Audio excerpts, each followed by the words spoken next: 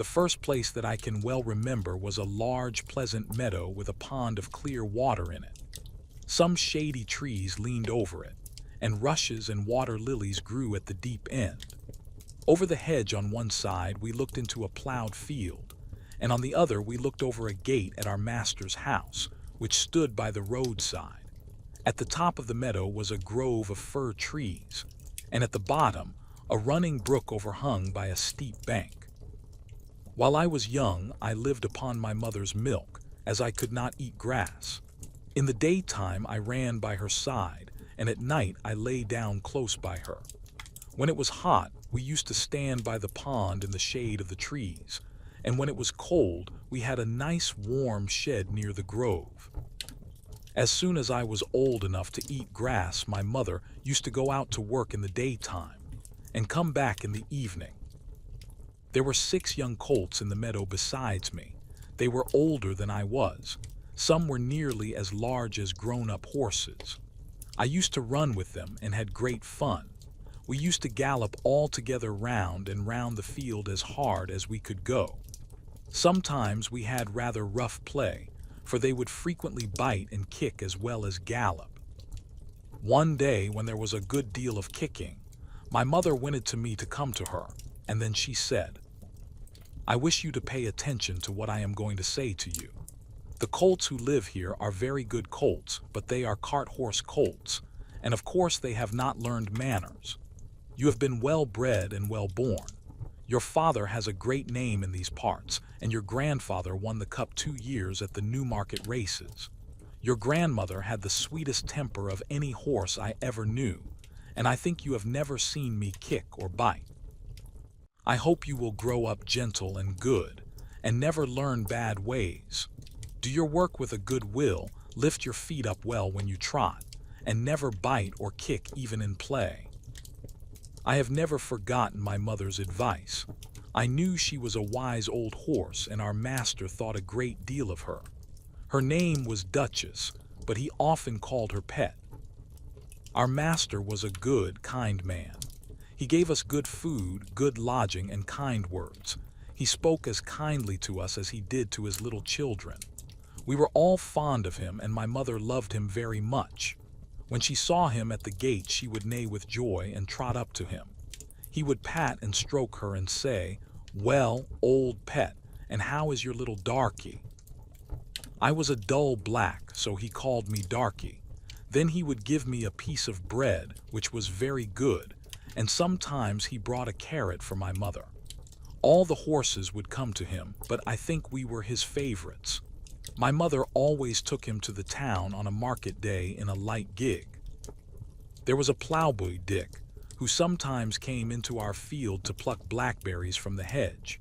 When he had eaten all he wanted, he would have what he called fun with the colts, throwing stones and sticks at them to make them gallop. We did not much mind him, for we could gallop off, but sometimes a stone would hit and hurt us.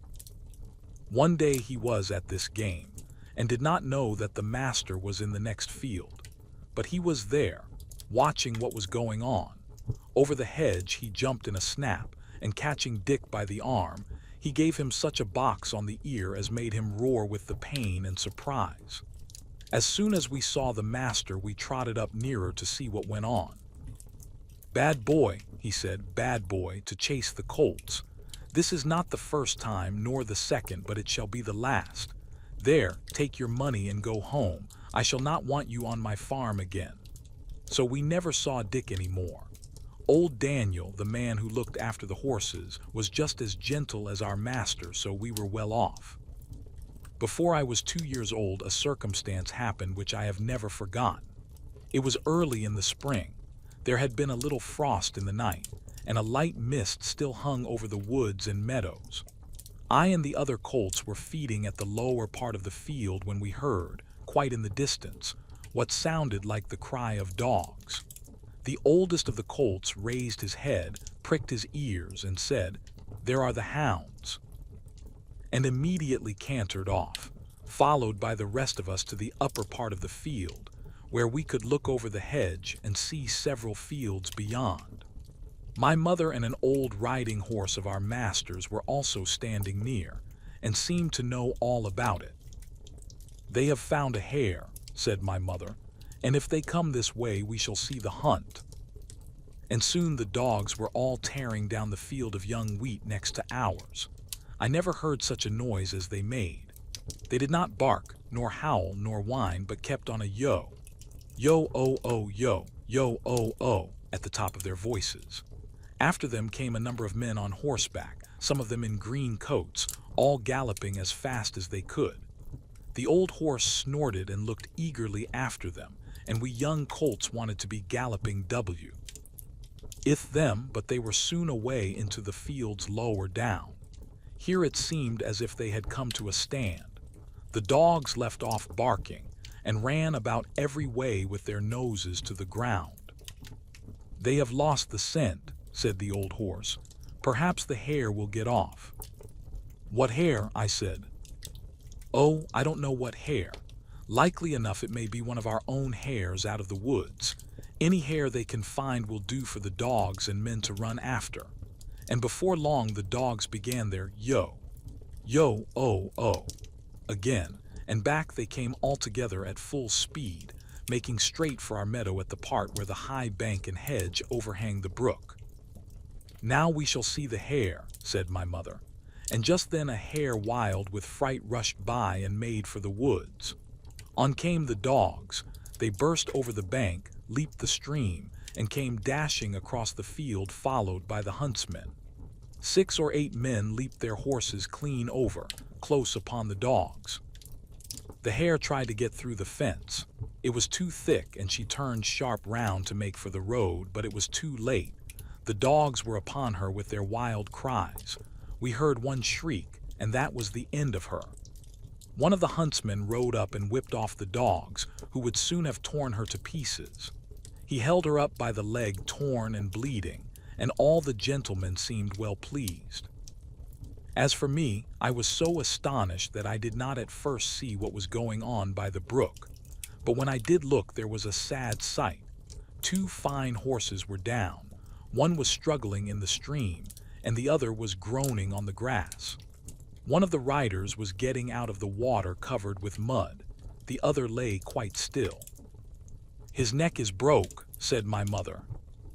"And serve him right too," said one of the colts. I thought the same, but my mother did not join with us. "Well, no," she said, "you must not say that. But though I am an old horse and have seen and heard a great deal, I never yet could make out why men are so fond of this sport. They often hurt themselves, often spoil good horses and tear up the fields, and all for a hare or a fox or a stag, that they could get more easily some other way. But we are only horses and don't know." While my mother was saying this, we stood and looked on. Many of the riders had gone to the young man, but my master, who had been watching what was going on, was the first to raise him. His head fell back and his arms hung down, and everyone looked very serious. There was no noise now. Even the dogs were quiet and seemed to know that something was wrong. They carried him to our master's house. I heard afterward that it was young George Gordon, the squire's only son, a fine, tall young man, and the pride of his family. There was now riding off in all directions to the doctor's, to the farrier's, and no doubt to Squire Gordon's, to let him know about his son. When Mr. Bond, the farrier, came to look at the black horse that lay groaning on the grass, he felt him all over and shook his head. One of his legs was broken. Then someone ran to our master's house and came back with a gun. Presently there was a loud bang and a dreadful shriek, and then all was still. The black horse moved no more. My mother seemed much troubled. She said she had known that horse for years, and that his name was Rob Roy. He was a good horse, and there was no vice in him. She never would go to that part of the field afterward. Not many days after, we heard the church bell tolling for a long time, and looking over the gate we saw a long, strange black coach that was covered with black cloth and was drawn by black horses. After that came another and another and another, and all were black, while the bell kept tolling, tolling. They were carrying young Gordon to the churchyard to bury him. He would never ride again. What they did with Rob Roy I never knew, but 'twas all for one little hair. I was now beginning to grow handsome. My coat had grown fine and soft and was bright black. I had one white foot and a pretty white star on my forehead. I was thought very handsome. My master would not sell me till I was 4 years old. He said lads ought not to work like men, and colts ought not to work like horses till they were quite grown up. When I was 4 years old, Squire Gordon came to look at me. He examined my eyes, my mouth, and my legs. He felt them all down, and then I had to walk and trot and gallop before him. He seemed to like me and said, "When he has been well broken in, he will do very well." My master said he would break me in himself, as he should not like me to be frightened or hurt, and he lost no time about it, for the next day he began. Everyone may not know what breaking in is, therefore I will describe it. It means to teach a horse to wear a saddle and bridle, and to carry on his back a man, woman, or child, to go just the way they wish and to go quietly. Besides this, he has to learn to wear a collar, a crupper, and a breeching, and to stand still while they are put on. Then to have a cart or a chaise fixed behind, so that he cannot walk or trot without dragging it after him, and he must go fast or slow, just as his driver wishes. He must never start at what he sees, nor speak to other horses, nor bite, nor kick, nor have any will of his own, but always do his master's will, even though he may be very tired or hungry. But the worst of all is, when his harness is once on, he may neither jump for joy nor lie down for weariness. So you see, this breaking in is a great thing. I had of course long been used to a halter and a headstall, and to be led about in the fields and lanes quietly, but now I was to have a bit and bridle. My master gave me some oats as usual, and after a good deal of coaxing he got the bit into my mouth and the bridle fixed, but it was a nasty thing. Those who have never had a bit in their mouths cannot think how bad it feels. A great piece of cold hard steel as thick as a man's finger to be pushed into one's mouth, between one's teeth and over one's tongue, with the ends coming out at the corner of your mouth, and held fast there by straps over your head, under your throat, round your nose, and under your chin, so that no way in the world can you get rid of the nasty hard thing. It is very bad. Yes, very bad. At least I thought so, but I knew my mother always wore one when she went out, and all horses did when they were grown up. And so, what with the nice oats, and what with my master's pats, kind words, and gentle ways, I got to wear my bit and bridle. Next came the saddle, but that was not half so bad. My master put it on my back very gently, while old Daniel held my head. He then made the girths fast under my body, patting and talking to me all the time. Then I had a few oats, then a little leading about, and this he did every day till I began to look for the oats and the saddle. At length, one morning, my master got on my back and rode me round the meadow on the soft grass. It certainly did feel queer, but I must say I felt rather proud to carry my master, and as he continued to ride me a little every day, I soon became accustomed to it. The next unpleasant business was putting on the iron shoes. That too was very hard at first. My master went with me to the smith's forge to see that I was not hurt or got any fright. The blacksmith took my feet in his hand, one after the other, and cut away some of the hoof. It did not pain me, so I stood still on 3 legs till he had done them all.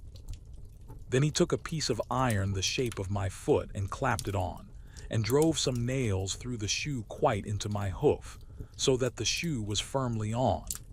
My feet felt very stiff and heavy, but in time I got used to it. And now, having got so far, my master went on to break me to harness. There were more new things to wear. First, a stiff heavy collar just on my neck, and a bridle with great side pieces against my eyes called blinkers, and blinkers indeed they were, for I could not see on either side but only straight in front of me. Next, there was a small saddle with a nasty stiff strap that went right under my tail. That was the crupper. I hated the crupper. To have my long tail doubled up and poked through that strap was almost as bad as the bit. I never felt more like kicking, but of course I could not kick such a good master, and so in time I got used to everything and could do my work as well as my mother. I must not forget to mention one part of my training, which I have always considered a very great advantage. My master sent me for a fortnight to a neighboring farmer's, who had a meadow which was skirted on one side by the railway. Here were some sheep and cows, and I was turned in among them. I shall never forget the first train that ran by. I was feeding quietly near the pales which separated the meadow from the railway, when I heard a strange sound at a distance, and before I knew whence it came, with a rush and a clatter and a puffing out of smoke, a long black train of something flew by and was gone almost before I could draw my breath. I turned and galloped to the further side of the meadow as fast as I could go, and there I stood snorting with astonishment and fear. In the course of the day, many other trains went by, some more slowly. These drew up at the station close by, and sometimes made an awful shriek and groan before they stopped. I thought it very dreadful, but the cows went on eating very quietly, and hardly raised their heads as the black frightful thing came puffing and grinding past. For the first few days I could not feed in peace, but as I found that this terrible creature never came into the field or did me any harm, I began to disregard it, and very soon I cared as little about the passing of a train as the cows and sheep did. Since then I have seen many horses much alarmed and restive at the sight or sound of a steam engine, but thanks to my good master's care, I am as fearless at railway stations as in my own stable. Now if anyone wants to break in a young horse, well, that is the way. My master often drove me in double harness with my mother, because she was steady and could teach me how to go better than a strange horse. She told me the better I behaved, the better I should be treated, and that it was wisest always to do my best to please my master. But, said she, there are a great many kinds of men. There are good thoughtful men like our master, that any horse may be proud to serve, and there are bad, cruel men who never ought to have a horse or dog to call their own. Besides, there are a great many foolish men, vain, ignorant, and careless, who never trouble themselves to think. These spoil more horses than all, just for want of sense. They don't mean it, but they do it for all that. I hope you will fall into good hands, but a horse never knows who may buy him or who may drive him. It is all a chance for us. But still I say, do your best wherever it is, and keep up your good name. At this time I used to stand in the stable, and my coat was brushed every day till it shone like a rook's wing. It was early in May, when there came a man from Squire Gordon's, who took me away to the hall. My master said, "Goodbye, darky, be a good horse, and always do your best." I could not say goodbye, so I put my nose into his hand. He patted me kindly, and I left my first home. As I lived some years with Squire Gordon, I may as well tell something about the place. Squire Gordon's park skirted the village of Birtwick. It was entered by a large iron gate, at which stood the first lodge, and then you trotted along on a smooth road between clumps of large old trees, then another lodge and another gate, which brought you to the house and the gardens. Beyond this lay the home paddock, the old orchard, and the stables. There was accommodation for many horses and carriages, but I need only describe the stable into which I was taken. This was very roomy, with 4 good stalls. A large swinging window opened into the yard, which made it pleasant and airy. The first stall was a large square one, shut in behind with a wooden gate. The others were common stalls, good stalls, but not nearly so large. It had a low rack for hay and a low manger for corn. It was called a loose box because the horse that was put into it was not tied up but left loose to do as he liked. It is a great thing to have a loose box. Into this fine box the groom put me. It was clean, sweet, and airy. I never was in a better box than that, and the sides were not so high but that I could see all that went on through the iron rails that were at the top. He gave me some very nice oats. He patted me, spoke kindly, and then went away. When I had eaten my corn, I looked round. In the stall next to mine stood a little fat gray pony with a thick mane and tail, a very pretty head, and a pert little nose. I put my head up to the iron rails at the top of my box and said, "How do you do? What is your name?" He turned round as far as his halter would allow, held up his head, and said, "My name is Merrylegs. I am very handsome. I carry the young ladies on my back, and sometimes I take our mistress out in the low chair. They think a great deal of me, and so does James. Are you going to live next door to me in the box?" I said yes. "Well then," he said, "I hope you are good-tempered. I do not like anyone next door who bites." Just then a horse's head looked over from the stall beyond. The ears were laid back, and the eye looked rather ill-tempered. This was a tall chestnut mare with a long, handsome neck. She looked across to me and said, "So it is you who have turned me out of my box. It is a very strange thing for a colt like you to come and turn a lady out of her own home." "I beg your pardon," I said. "I have turned no one out. The man who brought me put me here, and I had nothing to do with it. And as to my being a colt, I am turned 4 years old and am a grown-up horse. I never had words yet with horse or mare, and it is my wish to live at peace." "Well," she said, "we shall see. Of course, I do not want to have words with a young thing like you." I said no more. In the afternoon, when she went out, Merrylegs told me all about it. "Thing is this," said Merrylegs. "Ginger has a bad habit of biting and snapping. That is why they call her Ginger, and when she was in the loose box she used to snap very much. One day she bit James in the arm and made it bleed, and so Miss Flora and Miss Jessie, who are very fond of me, were afraid to come into the stable. They used to bring me nice things to eat, an apple or a carrot or a piece of bread, but after Ginger stood in that box they dared not come, and I missed them very much. I hope they will now come again, if you do not bite or snap." I told him I never bit anything but grass, hay, and corn, and could not think what pleasure Ginger found it. "Well, I don't think she does find pleasure," says Merrylegs. "It is just a bad habit. She says no one was ever kind to her, and why should she not bite? Of course, it is a very bad habit, but I am sure, if all she says be true, she must have been very ill-used before she came here. John does all he can to please her, and James does all he can, and our master never uses a whip if a horse acts right, so I think she might be good-tempered here.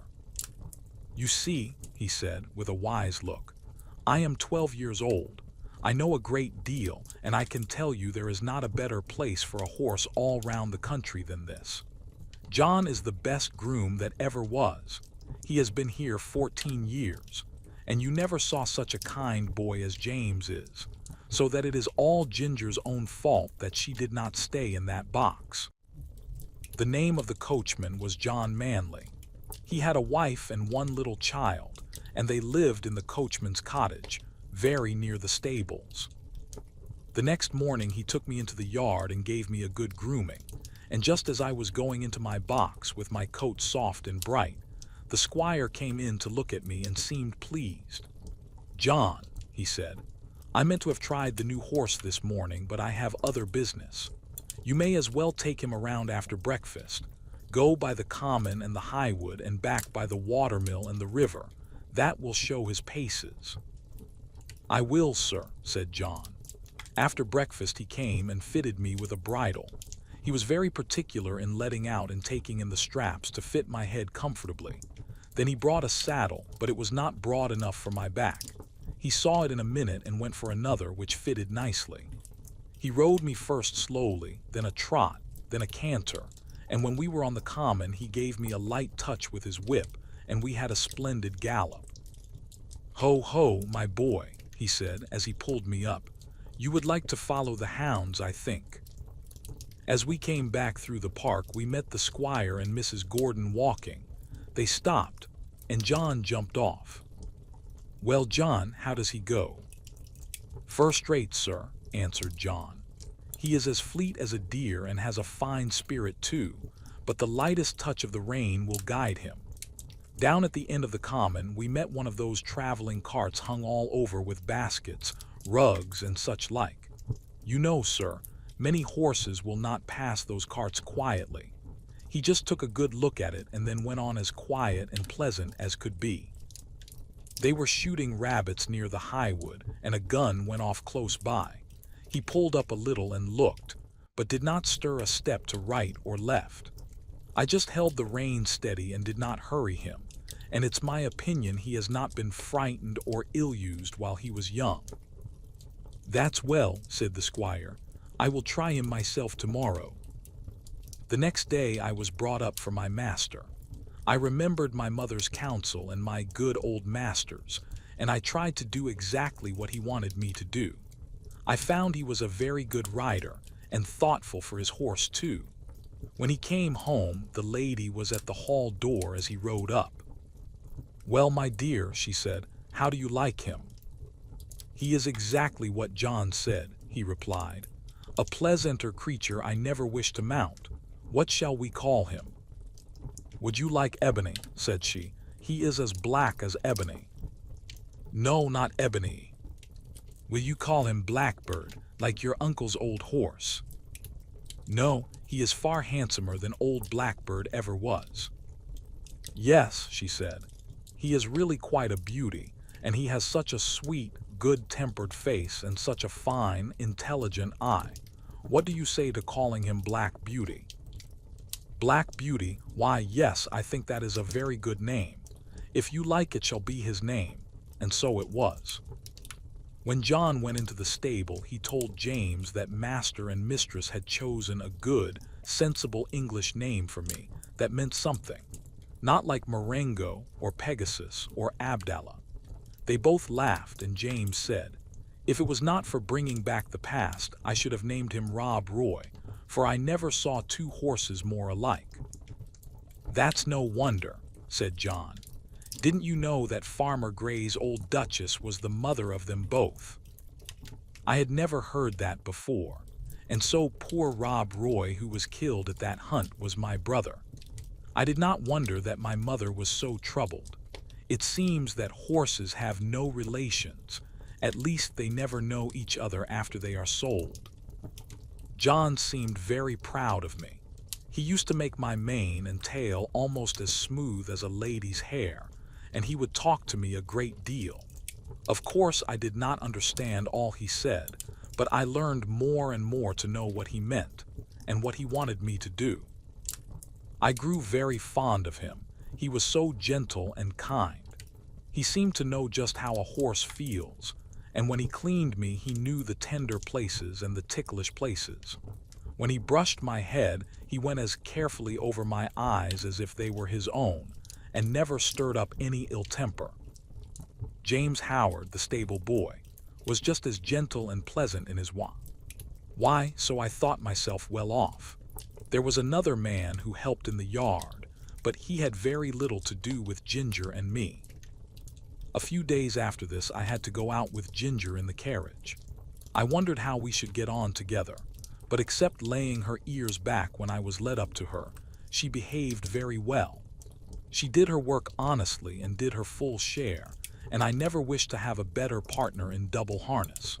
When we came to a hill, instead of slackening her pace, she would throw her weight right into the collar and pull away straight up. We had both the same sort of courage at our work, and John had oftener to hold us in than to urge us forward. He never had to use the whip with either of us. Then our paces were much the same, and I found it very easy to keep step with her when trotting, which made it pleasant, and Master always liked it when we kept step well, and so did John. After we had been out 2 or 3 times together, we grew quite friendly and sociable, which made me feel very much at home. As for Merrylegs, he and I soon became great friends. He was such a cheerful, plucky, good-tempered little fellow that he was a favorite with everyone, and especially with Miss Jessie and Flora, who used to ride him about in the orchard and have fine games with him and their little dog Frisky. Our master had two other horses that stood in another stable. One was Justice, a roan cob used for riding or for the luggage cart. The other was an old brown hunter named Sir Oliver. He was past work now, but was a great favorite with the master, who gave him the run of the park. He sometimes did a little light carting on the estate, or carried one of the young ladies when they rode out with their father, for he was very gentle and could be trusted with a child as well as Merrylegs. The cob was a strong, well-made, good-tempered horse, and we sometimes had a little chat in the paddock. But of course, I could not be so intimate with him as with Ginger, who stood in the same stable. I was quite happy in my new place, and if there was one thing that I missed, it must not be thought I was discontented. All who had to do with me were good, and I had a light, airy stable and the best of food. What more could I want? Why, liberty. For 3 years and a half of my life I had had all the liberty I could wish for. But now, week after week, month after month, and no doubt year after year, I must stand up in a stable night and day except when I am wanted, and then I must be just as steady and quiet as any old horse who has worked 20 years. Straps here and straps there, a bit in my mouth and blinkers over my eyes. Now I am not complaining, for I know it must be so.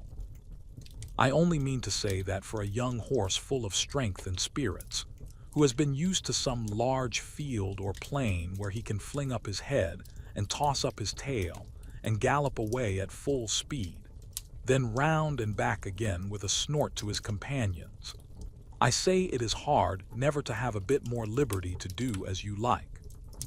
Sometimes, when I have had less exercise than usual, I have felt so full of life and spring that when John has taken me out to exercise, I really could not keep quiet. Do what I would, it seemed as if I must jump or dance or prance, and many a good shake I know I must have given him, especially at the first. But he was always good and patient. "Steady, steady, my boy," he would say. "Wait a bit and we will have a good swing and soon get the tickle out of your feet." Then as soon as we were out of the village, he would give me a few miles at a spanking trot and then bring me back as fresh as before, only clear of the fidgets, as he called them. Spirited horses, when not enough exercised, are often called skittish, when it is only play, and some grooms will punish them, but our John did not. He knew it was only high spirits. Still, he had his own ways of making me understand by the tone of his voice or the touch of the rein. If he was very serious and quite determined, I always knew it by his voice, and that had more power with me than anything else, for I was very fond of him. I ought to say that sometimes we had our liberty for a few hours. This used to be on fine Sundays in the summertime. The carriage never went out on Sundays because the church was not far off. It was a great treat to us to be turned out into the home paddock or the old orchard. The grass was so cool and soft to our feet, the air so sweet, and the freedom to do as we liked was so pleasant, to gallop, to lie down and roll over on our backs, or to nibble the sweet grass. Then it was a very good time for talking, as we stood together under the shade of the large chestnut tree. One day when Ginger and I were standing alone in the shade, we had a great deal of talk. She wanted to know all about my bringing up and breaking in, and I told her. "Well," said she, "if I had had your bringing up, I might have had as good a temper as you, but now I don't believe I ever shall." "Why not?" I said. "Because it has been all so different with me," she replied. "I never had anyone, horse or man, that was kind to me, or that I cared to please, for in the first place I was taken from my mother as soon as I was weaned, and put with a lot of other young colts. None of them cared for me, and I cared for none of them. There was no kind master like yours to look after me, and talk to me, and bring me nice things to eat. The man that had the care of us never gave me a kind word in my life." I do not mean that he ill-used me, but he did not care for us one bit further than to see that we had plenty to eat and shelter in the winter. A footpath ran through our field, and very often the great boys passing through would fling stones to make us gallop. I was never hit, but one fine young colt was badly cut in the face, and I should think it would be a scar for life. We did not care for them, but of course it made us more wild, and we settled it in our minds that boys were our enemies. We had very good fun in the free meadows, galloping up and down and chasing each other round and round the field, then standing still under the shade of the trees. But when it came to breaking in, that was a bad time for me. Several men came to catch me, and when at last they closed me in at one corner of the field, one caught me by the forelock, another caught me by the nose and held it so tight I could hardly draw my breath. Then another took my underjaw in his hard hand and wrenched my mouth open, and so by force they got on the halter and the bar into my mouth. Then one dragged me along by the halter, another flogging behind, and this was the first experience I had of men's kindness. It was all force. They did not give me a chance to know what they wanted. I was high-bred and had a great deal of spirit, and was very wild, no doubt, and gave them, I dare say, plenty of trouble. But then it was dreadful to be shut up in a stall day after day instead of having my liberty, and I fretted and pined and wanted to get loose. You know yourself it's bad enough when you have a kind master and plenty of coaxing, but there was nothing of that sort for me. There was one, the old master, Mr. Ryder, who I think could soon have brought me round and could have done anything with me. But he had given up all the hard part of the trade to his son and to another experienced man, and he only came at times to oversee. His son was a strong, tall, bold man. They called him Samson, and he used to boast that he had never found a horse that could throw him. There was no gentleness in him as there was in his father, but only hardness, a hard voice, a hard eye, a hard hand. And I felt from the first that what he wanted was to wear all the spirit out of me and just make me into a quiet, humble, obedient piece of horseflesh. Horseflesh. Yes, that is all that he thought about. And Ginger stamped her foot as if the very thought of him made her angry. Then she went on. If I did not do exactly what he wanted, he would get put out and make me run round with that long rein in the training field till he had tired me out. I think he drank a good deal, and I am quite sure that the oftener he drank the worse it was for me. One day he had worked me hard in every way he could, and when I lay down I was tired and miserable and angry. It all seemed so hard. The next morning he came for me early and ran me round again for a long time. I had scarcely had an hour's rest when he came again for me with a saddle and bridle and a new kind of bit. I could never quite tell how it came about. He had only just mounted me on the training ground, when something I did put him out of temper, and he chucked me hard with the rein. The new bit was very painful, and I reared up suddenly, which angered him still more, and he began to flog me. I felt my whole spirit set against him, and I began to kick and plunge and rear as I had never done before, and we had a regular fight. For a long time he stuck to the saddle and punished me cruelly with his whip and spurs, but my blood was thoroughly up, and I cared for nothing he could do if only I could get him off. At last, after a terrible struggle, I threw him off backward. I heard him fall heavily on the turf, and without looking behind me, I galloped off to the other end of the field. There I turned round and saw my persecutor slowly rising from the ground and going into the stable. I stood under an oak tree and watched, but no one came to catch me. The time went on, and the sun was very hot. The flies swarmed round me and settled on my bleeding flanks where the spurs had dug in.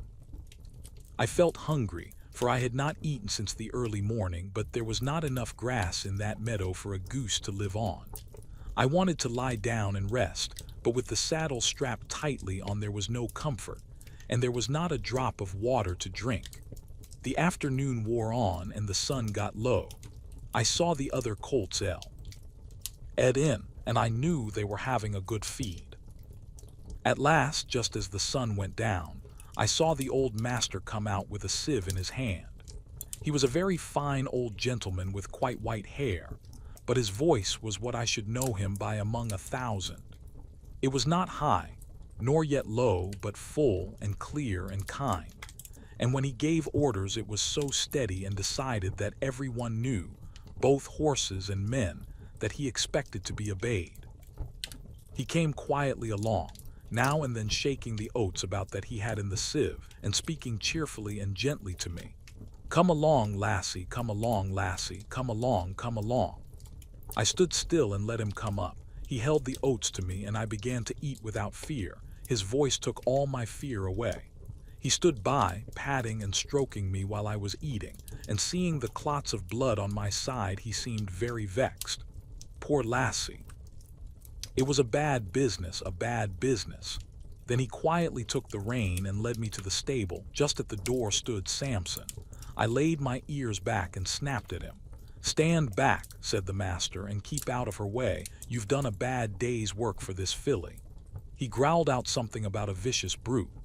"Hark ye," said the father, "a bad-tempered man will never make a good-tempered horse. You've not learned your trade yet, Samson." Then he led me into my box, took off the saddle and bridle with his own hands, and tied me up. Then he called for a pail of warm water and a sponge, took off his coat, and while the stableman held the pail, he sponged my sides a good while, so tenderly that I was sure he knew how sore and bruised they were. "Whoa, my pretty one," he said. "Stand still, stand still." His very voice did me good, and the bathing was very comfortable. The skin was so broken at the corners of my mouth that I could not eat the hay, the stalks hurt me. He looked closely at it, shook his head, and told the man to fetch a good bran mash and put some meal into it. How good that mash was, and so soft and healing to my mouth. He stood by all the time I was eating, stroking me and talking to the man. "If a high-mettled creature like this," said he, "can't be broken by fair means, she will never be good for anything."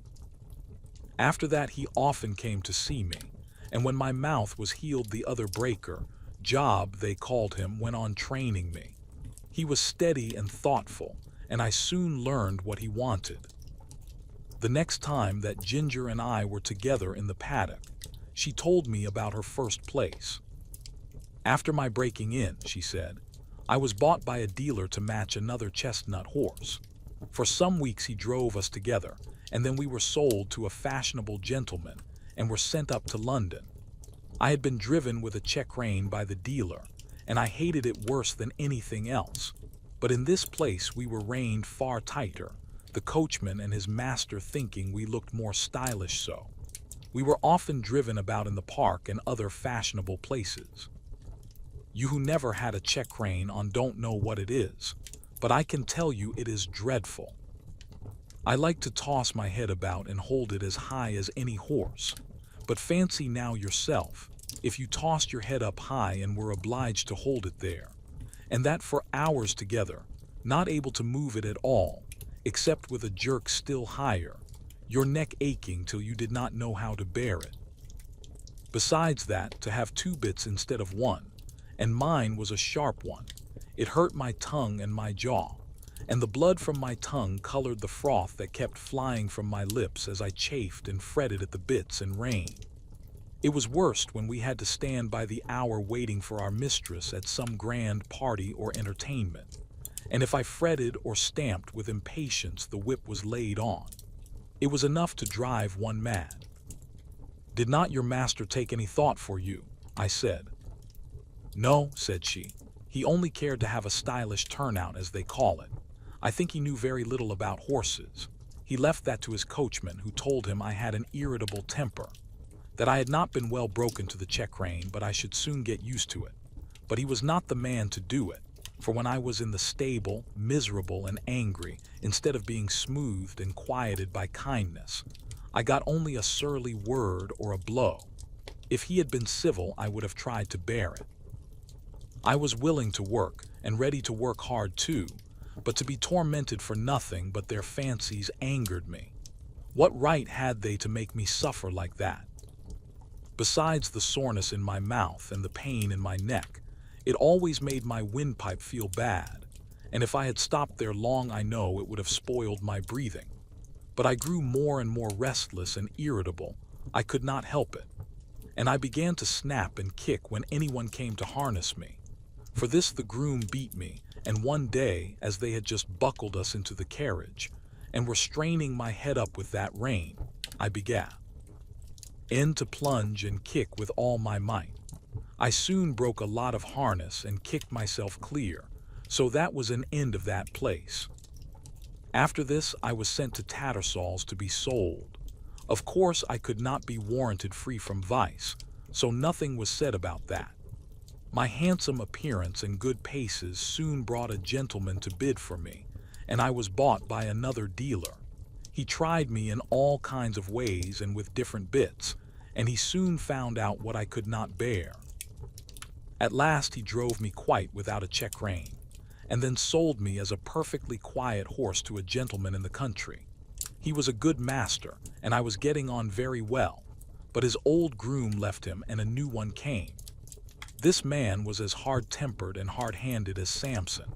He always spoke in a rough, impatient voice, and if I did not move in the stall the moment he wanted me, he would hit me above the hocks with his stable broom or the fork, whichever he might have in his hand. Everything he did was rough, and I began to hate him. He wanted to make me afraid of him, but I was too high-mettled for that. And one day, when he had aggravated me more than usual, I bit him, which of course put him in a great rage, and he began to hit me about the head with a riding whip. After that, he never dared to come into my stall again. Either my heels or my teeth were ready for him, and he knew it. I was quite quiet with my master, but of course he listened to what the man said, and so I was sold again. The same dealer heard of me, and said he thought he knew one place where I should do well. "'Twas a pity," he said, "that such a fine horse should go to the bad for want of a real good chance, and the end of it was that I came here not long before you did. But I had then made up my mind that men were my natural enemies, and that I must defend myself. Of course it is very different here, but who knows how long it will last? I wish I could think about things as you do, but I can't, after all I have gone through." "Well," I said, "I think it would be a real shame if you were to bite or kick John or James." "I don't mean to," she said, "while they are good to me. I did bite James once pretty sharp, but John said, 'Try her with kindness,' and instead of punishing me as I expected, James came to me with his arm bound up and brought me a bran mash and stroked me, and I have never snapped at him since, and I won't either." I was sorry for Ginger, but of course I knew very little then, and I thought most likely she made the worst of it. However, I found that as the weeks went on she grew much more gentle and cheerful, and had lost the watchful, defiant look that she used to turn on any strange person who came near her. And one day James said, "I do believe that mare is getting fond of me. She quite whinnied after me this morning when I had been rubbing her forehead." Aye, Jim, tease the Birtwick balls," said John. "She'll be as good as Black Beauty by and by. Kindness is all the physic she wants, poor thing." Master noticed the change, too, and one day when he got out of the carriage and came to speak to us, as he often did, he stroked her beautiful neck. "Well, my pretty one, well, how do things go with you now?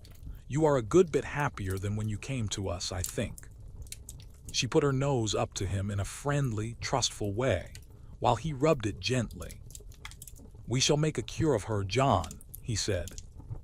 "Yes, sir, she's wonderfully improved. She's not the same creature that she was. It's the Birtwick balls, sir," said John, laughing. This was a little joke of John's. He used to say that a regular course of the Birtwick horse balls would cure almost any vicious horse. These balls, he said, were made up of patience and gentleness, firmness and petting, 1 pound of each to be mixed up with half a pint of common sense, and given to the horse every day. Mr. Blomefield, the vicar, had a large family of boys and girls. Sometimes they used to come and play with Miss Jessie and Flora. One of the girls was as old as Miss Jessie, 2 of the boys were older, and there were several little ones. When they came, there was plenty of work for Merrylegs, for nothing pleased them so much as getting on him by turns and riding him all about the orchard and the home paddock, and this they would do by the hour together. One afternoon, he had been out with them a long time, and when James brought him in and put on his halter, he said, "There, you rogue, mind how you behave yourself, or we shall get into trouble." "What have you been doing, Merrylegs?" I asked. "Oh," said he, tossing his little head, "I have only been giving those young people a lesson. They did not know when they had had enough, nor when I had had enough, so I just pitched them off backward. That was the only thing they could understand." "What," said I, "you threw the children off? I thought you did no better than that. Did you throw Miss Jessie or Miss Flora?" He looked very much offended and said, "Love, course not. I would not do such a thing for the best oats that ever came into the stable. Why, I am as careful of our young ladies as the master could be, and as for the little ones it is I who teach them to ride. When they seem frightened or a little unsteady on my back I go as smooth and as quiet as old Pussy when she is after a bird, and when they are all right I go on again faster, you see, just to use them to it. So don't you trouble yourself preaching to me. I am the best friend and the best riding master those children have. It is not them, it is the boys. Boys," said he, shaking his mane, "are quite different. They must be broken in as we were broken in when we were colts, and just be taught what's what."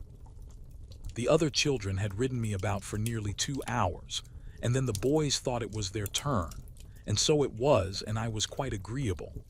They rode me by turns, and I galloped them about, up and down the fields and all about the orchard, for a good hour.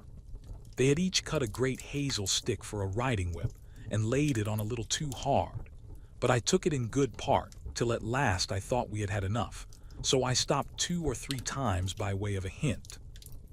Boys, you see, think a horse or pony is like a steam engine or a thrashing machine, and can go on as long and as fast as they please. They never think that a pony can get tired or have any feelings. So as the one who was whipping me could not understand, I just rose up on my hind legs and let him slip off behind. That was all. He mounted me again, and I did the same. Then the other boy got up, and as soon as he began to use his stick I laid him on the grass, and so on till they were able to understand. That was all. They are not bad boys, they don't wish to be cruel. I like them very well, but you see I had to give them a lesson. When they brought me to James and told him, I think he was very angry to see such big sticks. He said they were only fit for drovers or gypsies, and not for young gentlemen. "If I had been you," said Ginger, "I would have given those boys a good kick, and that would have given them a lesson." "No doubt you would," said Merrylegs. "But then I am not quite such a fool, begging your pardon, as to anger our master or make James ashamed of me. Besides, those children are under my charge when they are riding. I tell you they are entrusted to me. Why, only the other day I heard our master say to Mrs. Blomefield, 'My dear madam, you need not be anxious about the children. My old Merrylegs will take as much care of them as you or I could. I assure you I would not sell that pony for any money. He is so perfectly good-tempered and trustworthy.'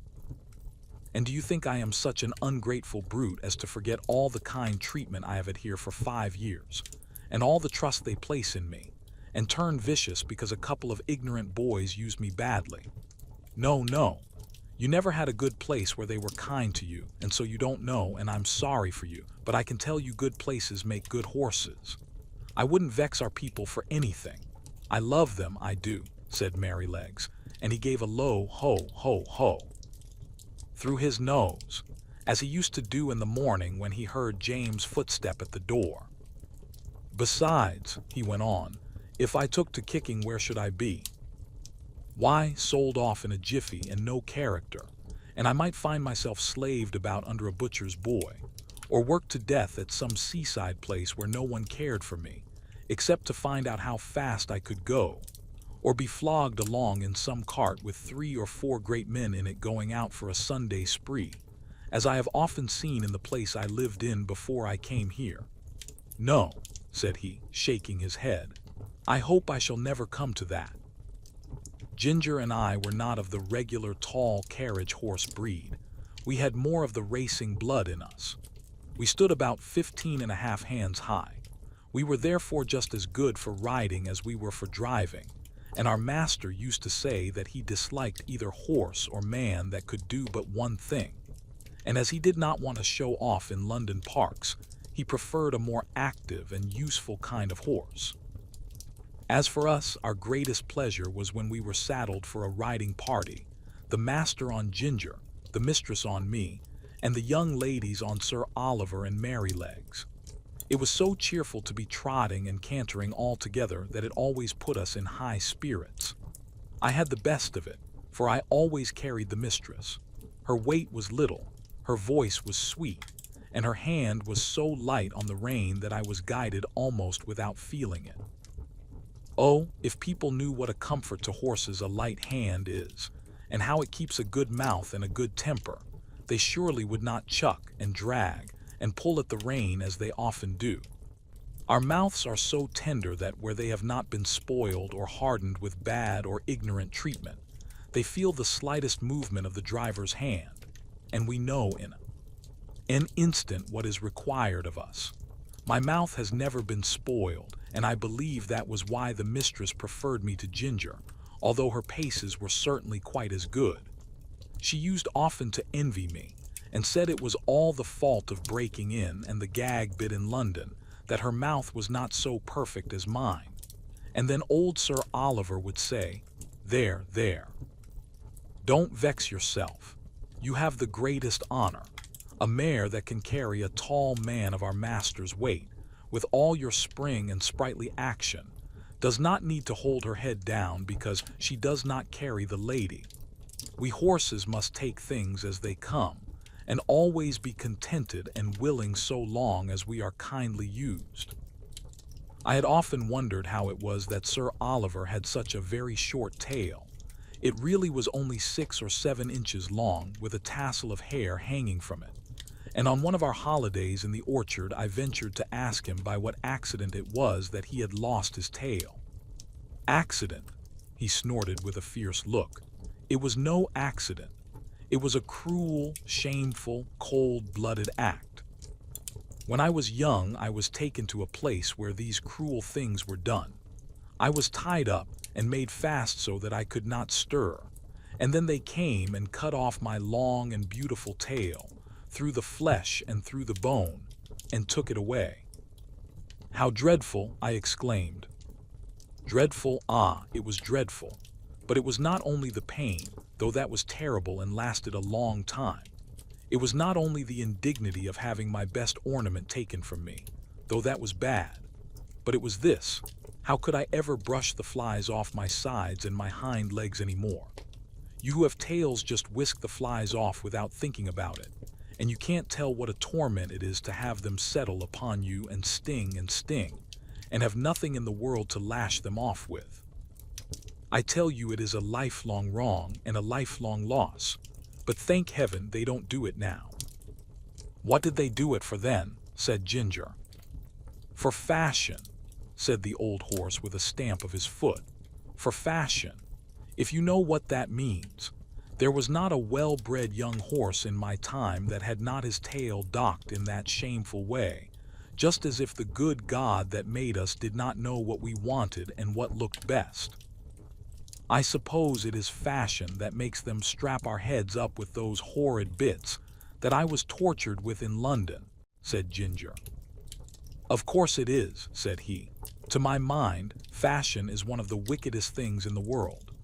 Now look, for instance, at the way they serve dogs, cutting off their tails to make them look plucky, and shearing up their pretty little ears to a point to make them both look sharp, forsooth.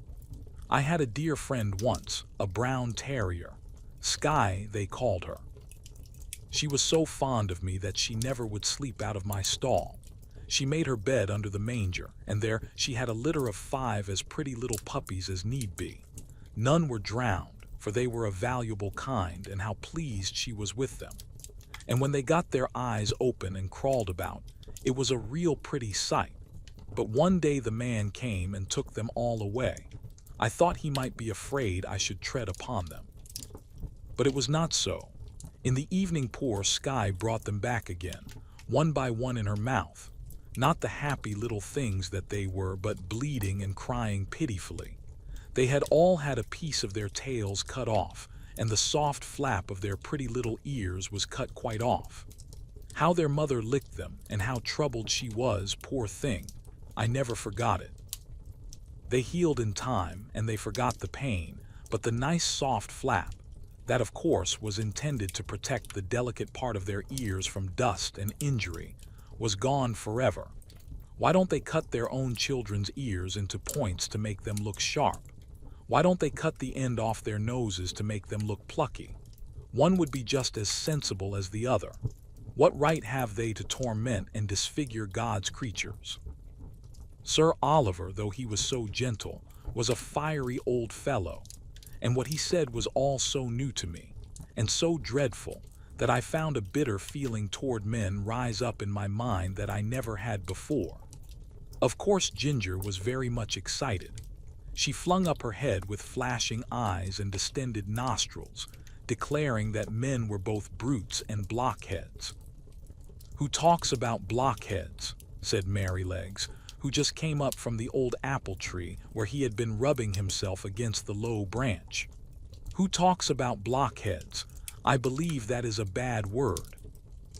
"Bad words were made for bad things," said Ginger, and she told him what Sir Oliver had said. "It is all true," said Merrylegs sadly, "and I've seen that about the dogs over and over again where I lived first, but we won't talk about it here. You know that Master and John and James are always good to us, and talking against men in such a place as this doesn't seem fair or grateful. And you know there are good masters and good grooms beside ours, though of course ours are the best." This wise speech of good little Merrylegs, which we knew was quite true, cooled us all down, especially Sir Oliver, who was dearly fond of his master. And to turn the subject, I said, "Can anyone tell me the use of blinkers?" "No," said Sir Oliver shortly, "because they are no use." "They are supposed," said Justice, the roan cob in his calm way, "to prevent horses from shying and starting, and getting so frightened as to cause accidents." "Then what is the reason they do not put them on riding horses, especially on ladies' horses?" said I. "There is no reason at all," said he quietly, "except the fashion. They say that a horse would be so frightened to see the wheels of his own cart or carriage coming behind him that he would be sure to run away, although of course when he is ridden he sees them all about him if the streets are crowded. I admit they do sometimes come too close to be pleasant, but we don't run away. We are used to it and understand it, and if we never had blinkers put on we should never want them. We should see what was there and know what was what, and be much less frightened than by only seeing bits of things that we can't understand. Of course there may be some nervous horses who have been hurt or frightened when they were young, who may be the better for them, but as I never was nervous, I can't judge." "I consider," said Sir Oliver, "that blinkers are dangerous things in the night. We horses can see much better in the dark than men can, and many an accident would never have happened if horses might have had the full use of their eyes. Some years ago, I remember, there was a hearse with 2 horses returning one dark night, and just by Farmer Sparrow's house, where the pond is close to the road, the wheels went too near the edge, and the hearse was overturned into the water. Both the horses were drowned, and the driver hardly escaped. Of course, after this accident, a stout white rail was put up that might be easily seen, but if those horses had not been partly blinded, they would of themselves have kept further from the edge, and no accident would have happened. When our master's carriage was overturned before you came here, it was said that if the lamp on the left side had not gone out, John would have seen the great hole that the road makers had left. And so he might, but if old Colin had not had blinkers on he would have seen it, lamp or no lamp, for he was far too knowing an old horse to run into danger. As it was, he was very much hurt, the carriage was broken, and how John escaped nobody knew. I should say, said Ginger, curling her nostril, that these men, who are so wise, had better give orders that in the future all foals should be born with their eyes set just in the middle of their foreheads, instead of on the side. They always think they can improve upon nature and mend what God has made. Things were getting rather sore again, when Merrylegs held up his knowing little face and said, I'll tell you a secret. I believe John does not approve of blinkers. I heard him talking with Master about it one day. The Master said that, if horses had been used to them, it might be dangerous in some cases to leave them off. And John said he thought it would be a good thing if all colts were broken in without blinkers, as was the case in some foreign countries. So let us cheer up, and have a run to the other end of the orchard. I believe the wind has blown down some apples, and we might just as well eat them as the slugs. Merrylegs could not be resisted, so we broke off our long conversation, and got up our spirits by munching some very sweet apples which lay scattered on the grass. The longer I lived at Birtwick, the more proud and happy I felt at having such a place. Our master and mistress were respected and beloved by all who knew them. They were good and kind to everybody and everything, not only men and women, but horses and donkeys, dogs and cats, cattle and birds. There was no oppressed or ill-used creature that had not a friend in them, and their servants took the same tone. If any of the village children were known to treat any creature cruelly, they soon heard about it from the hall. The squire and Farmer Gray had worked together, as they said, for more than 20 years to get check reins on the cart horses done away with, and in our parts you seldom saw them. And sometimes, if mistress met a heavily laden horse with his head strained up, she would stop the carriage and get out, and reason with the driver in her sweet, serious voice, and try to show him how foolish and cruel it was. I don't think any man could withstand our mistress. I wish all ladies were like her. Our master, too, used to come down very heavy sometimes. I remember he was riding me toward home one morning when we saw a powerful man driving toward us in a light pony chaise with a beautiful little bay pony, with slender legs and a high-bred sensitive head and face. Just as he came to the park gates, the little thing turned toward them. The man, without word or warning, wrenched the creature's head round with such a force and suddenness that he nearly threw it on its haunches. Recovering itself, it was going on, when he began to lash it furiously. The pony plunged forward, but the strong, heavy hand held the pretty creature back with force almost enough to break its jaw, while the whip still cut into him. It was a dreadful sight to me, for I knew what fearful pain it gave that delicate little mouth. But master gave me the word, and we were up with him in a second. Sawyer, he cried in a stern voice, is that pony made of flesh and blood? Flesh and blood and temper, he said. He's too fond of his own will, and that won't suit me. He spoke as if he was in a strong passion. He was a builder who had often been to the park on business.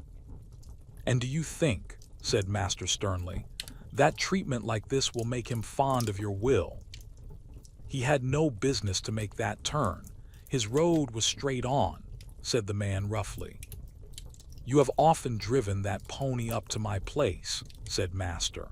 It only shows the creature's memory and intelligence. How did he know that you were not going there again? But that has little to do with it. I must say, Mr. Sawyer, that a more unmanly, brutal treatment of a little pony it was never my painful lot to witness. And by giving way to such passion you injure your own character as much, nay more, than you injure your horse. And remember, we shall all have to be judged according to our works, whether they be toward man or toward beast. Master rode me home slowly, and I could tell by his voice how the thing had grieved him. He was just as free to speak to gentlemen of his own rank as to those below him. For another day, when we were out, we met a Captain Langley, a friend of our master's. He was driving a splendid pair of grays in a kind of break. After a little conversation, the captain said, "What do you think of my new team, Mr. Douglas? You know, you are the judge of horses in these parts, and I should like your opinion." The master backed me a little, so as to get a good view of them. "They are an uncommonly handsome pair," he said, "and if they are as good as they look, I am sure you need not wish for anything better. But I see you still hold that pet scheme of yours for worrying your horses and lessening their power."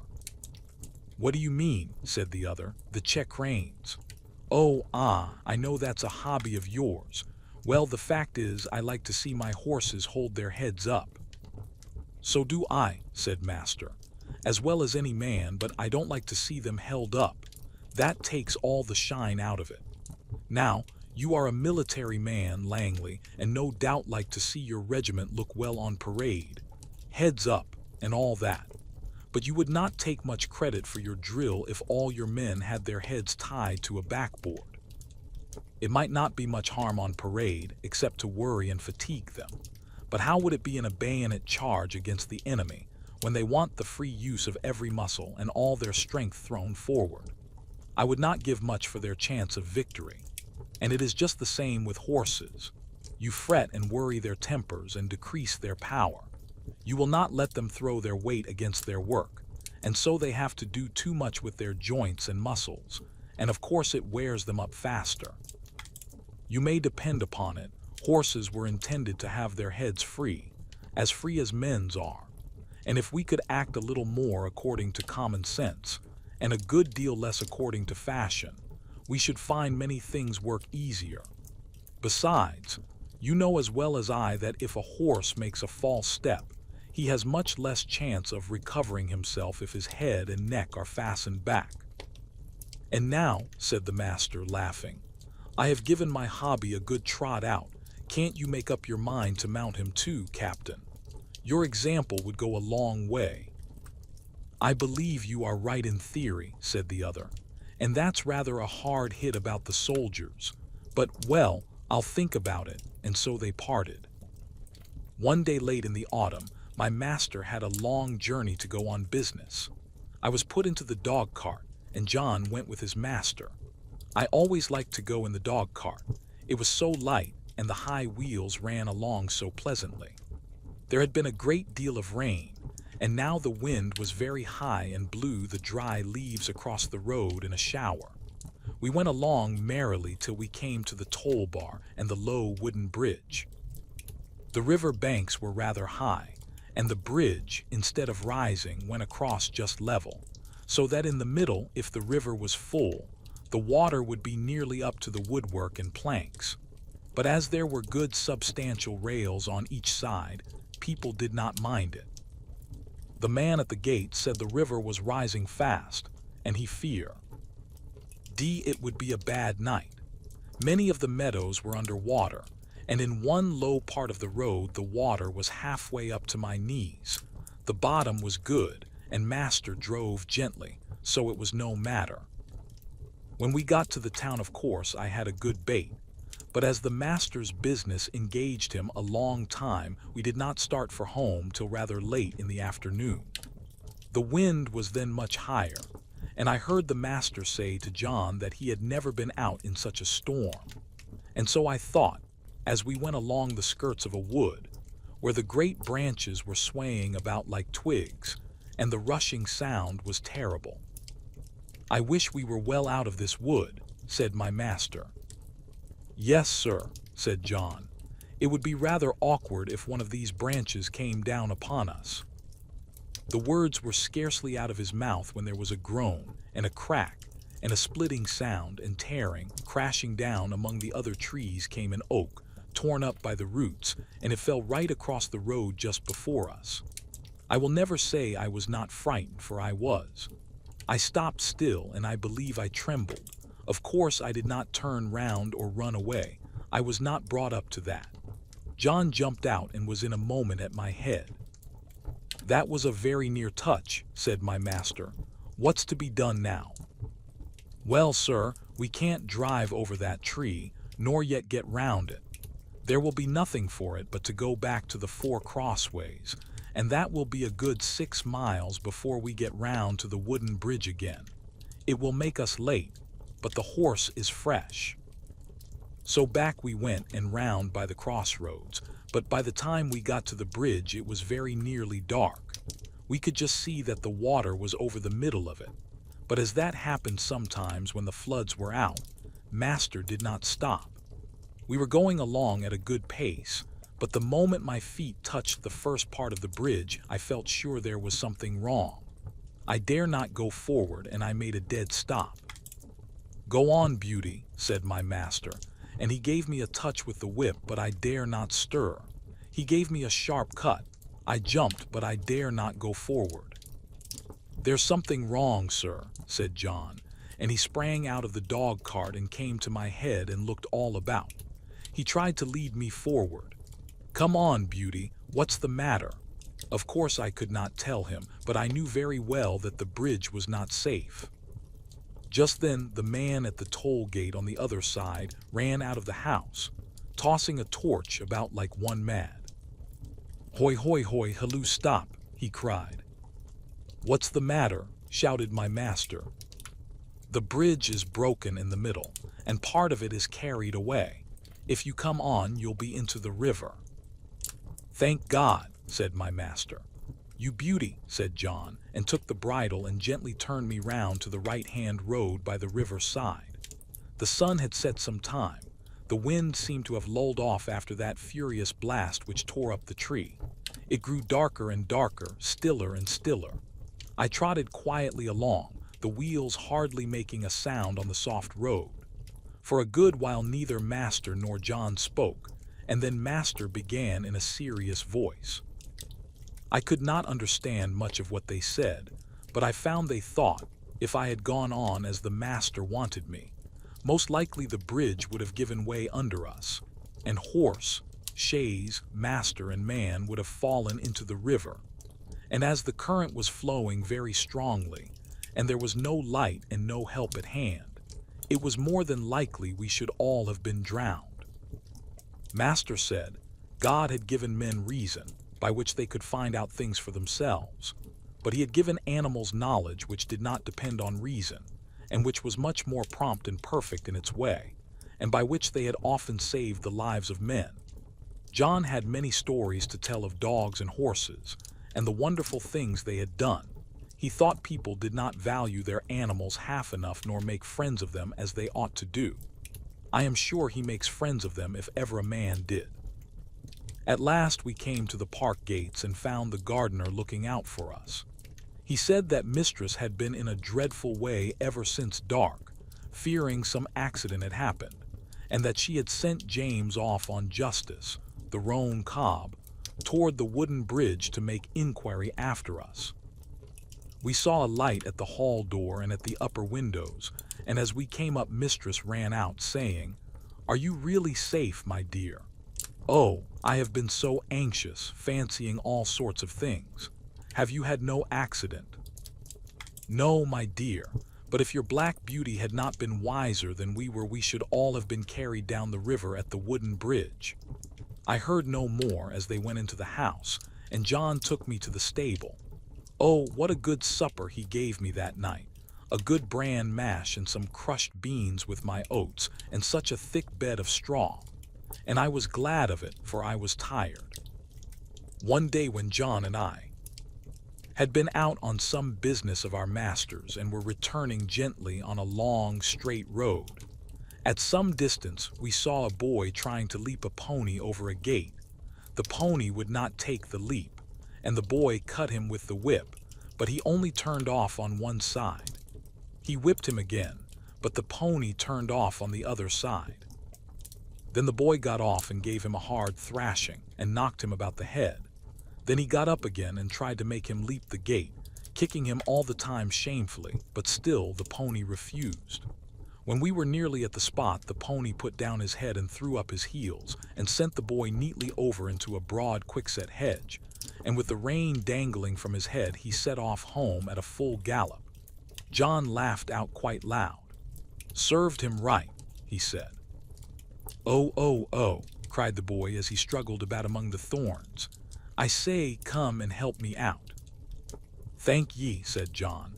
"I think you are quite in the right place, and maybe a little scratching will teach you not to leap a pony over a gate that is too high for him." And so with that John rode off. "It may be," said he to himself. "That young fellow is a liar as well as a cruel one. We'll just go home by Farmer Bushby's beauty, and then if anybody wants to know you and I can tell 'em, ye see."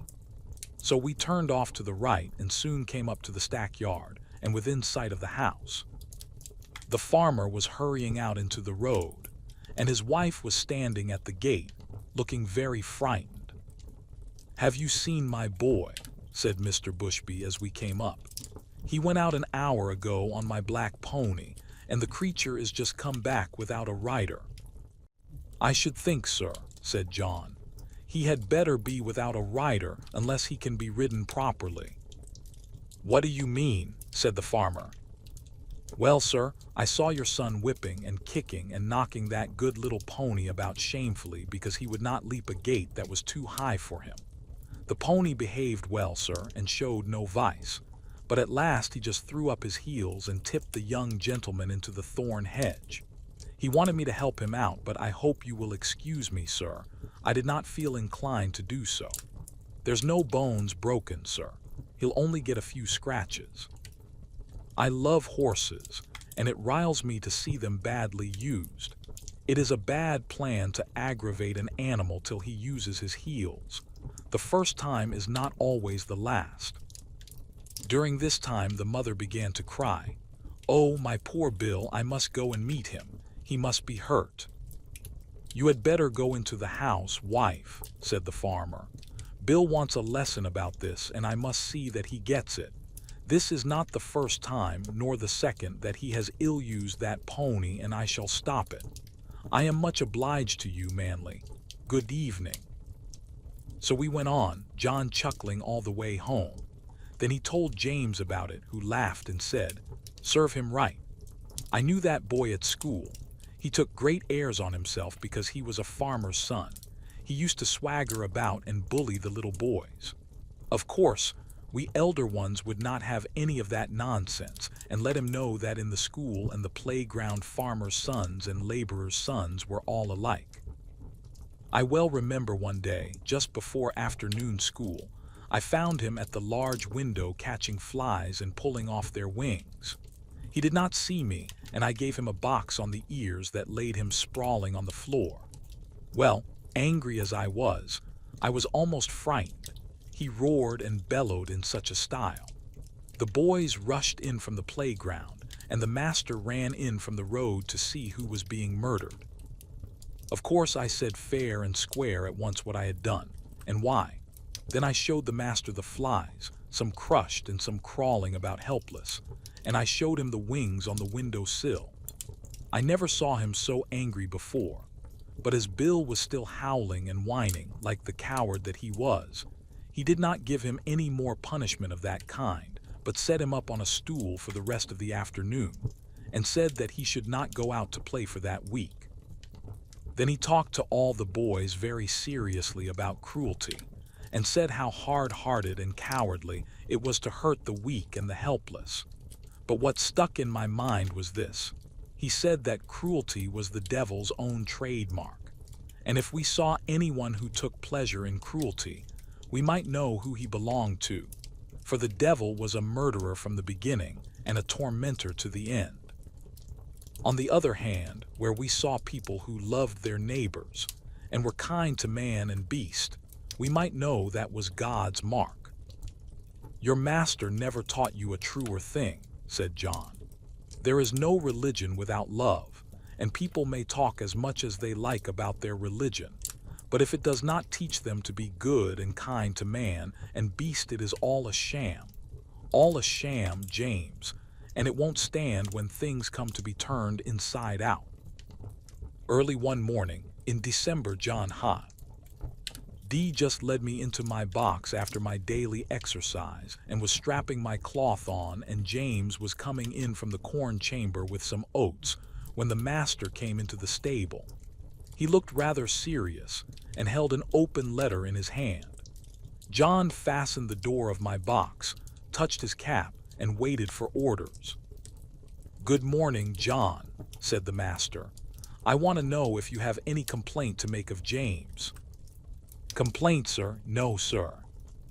"Is he industrious at his work and respectful to you?" "Yes, sir, always." "You never find he slights his work when your back is turned?" "Never, sir." "That's well, but I must put another question. Have you no reason to suspect, when he goes out with the horses to exercise them or to take a message, that he stops about talking to his acquaintances, or goes into houses where he has no business, leaving the horses outside?" "No, sir, certainly not. And if anybody has been saying that about James, I don't believe it, and I don't mean to believe it unless I have it fairly proved before witnesses. It's not for me to say who has been trying to take away James' character, but I will say this, sir, that a steadier, pleasanter, honester, smarter young fellow I never had in this stable. I can trust his word and I can trust his work. He is gentle and clever with the horses, and I would rather have them in charge with him than with half the young fellows I know of in laced hats and liveries. And whoever wants a character of James Howard," said John, with a decided jerk of his head, "let them come to John Manley."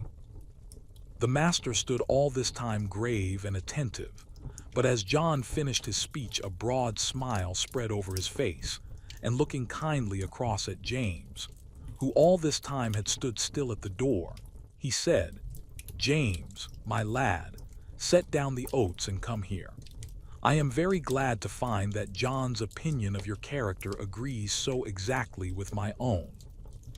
John is a cautious man," he said, with a droll smile, "and it is not always easy to get his opinion about people, so I thought if I beat the bush on this side the birds would fly out, and I should learn what I wanted to know quickly. So now we will come to business. I have a letter from my brother-in-law, Sir Clifford Williams of Clifford Hall. He wants me to find him a trustworthy young groom, about 20 or 21, who knows his business. His old coachman, who has lived with him 30 years, is getting feeble, and he wants a man to work with him and get into his ways, who would be able, when the old man was pensioned off, to step into his place. He would have 18 shillings a week at first, a stable suit, a driving suit, a bedroom over the coach house, and a boy under him. Sir Clifford is a good master, and if you could get the place it would be a good start for you. I don't want to part with you, and if you left us I know John would lose his right hand." "That I should, sir," said John, "but I would not stand in his light for the world." "How old are you, James?" said master. 19 next May, sir." "That's young. What do you think, John?" "Well, sir, it is young, but he is as steady as a man, and is strong and well grown, and though he has not had much experience in driving, he has a light firm hand and a quick eye, and he is very careful, and I am quite sure no horse of his will be ruined for want of having his feet and shoes looked after." "Your word will go the furthest, John," said the master, "for Sir Clifford adds in a postscript, 'If I could find a man trained by your John I should like him better than any other.' So, James, lad, think it over, talk to your mother at dinner time, and then let me know what you wish."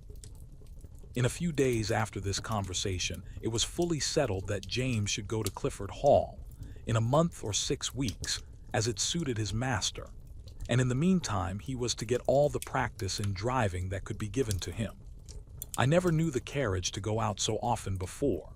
When the mistress did not go out the master drove himself in the 2-wheeled chaise.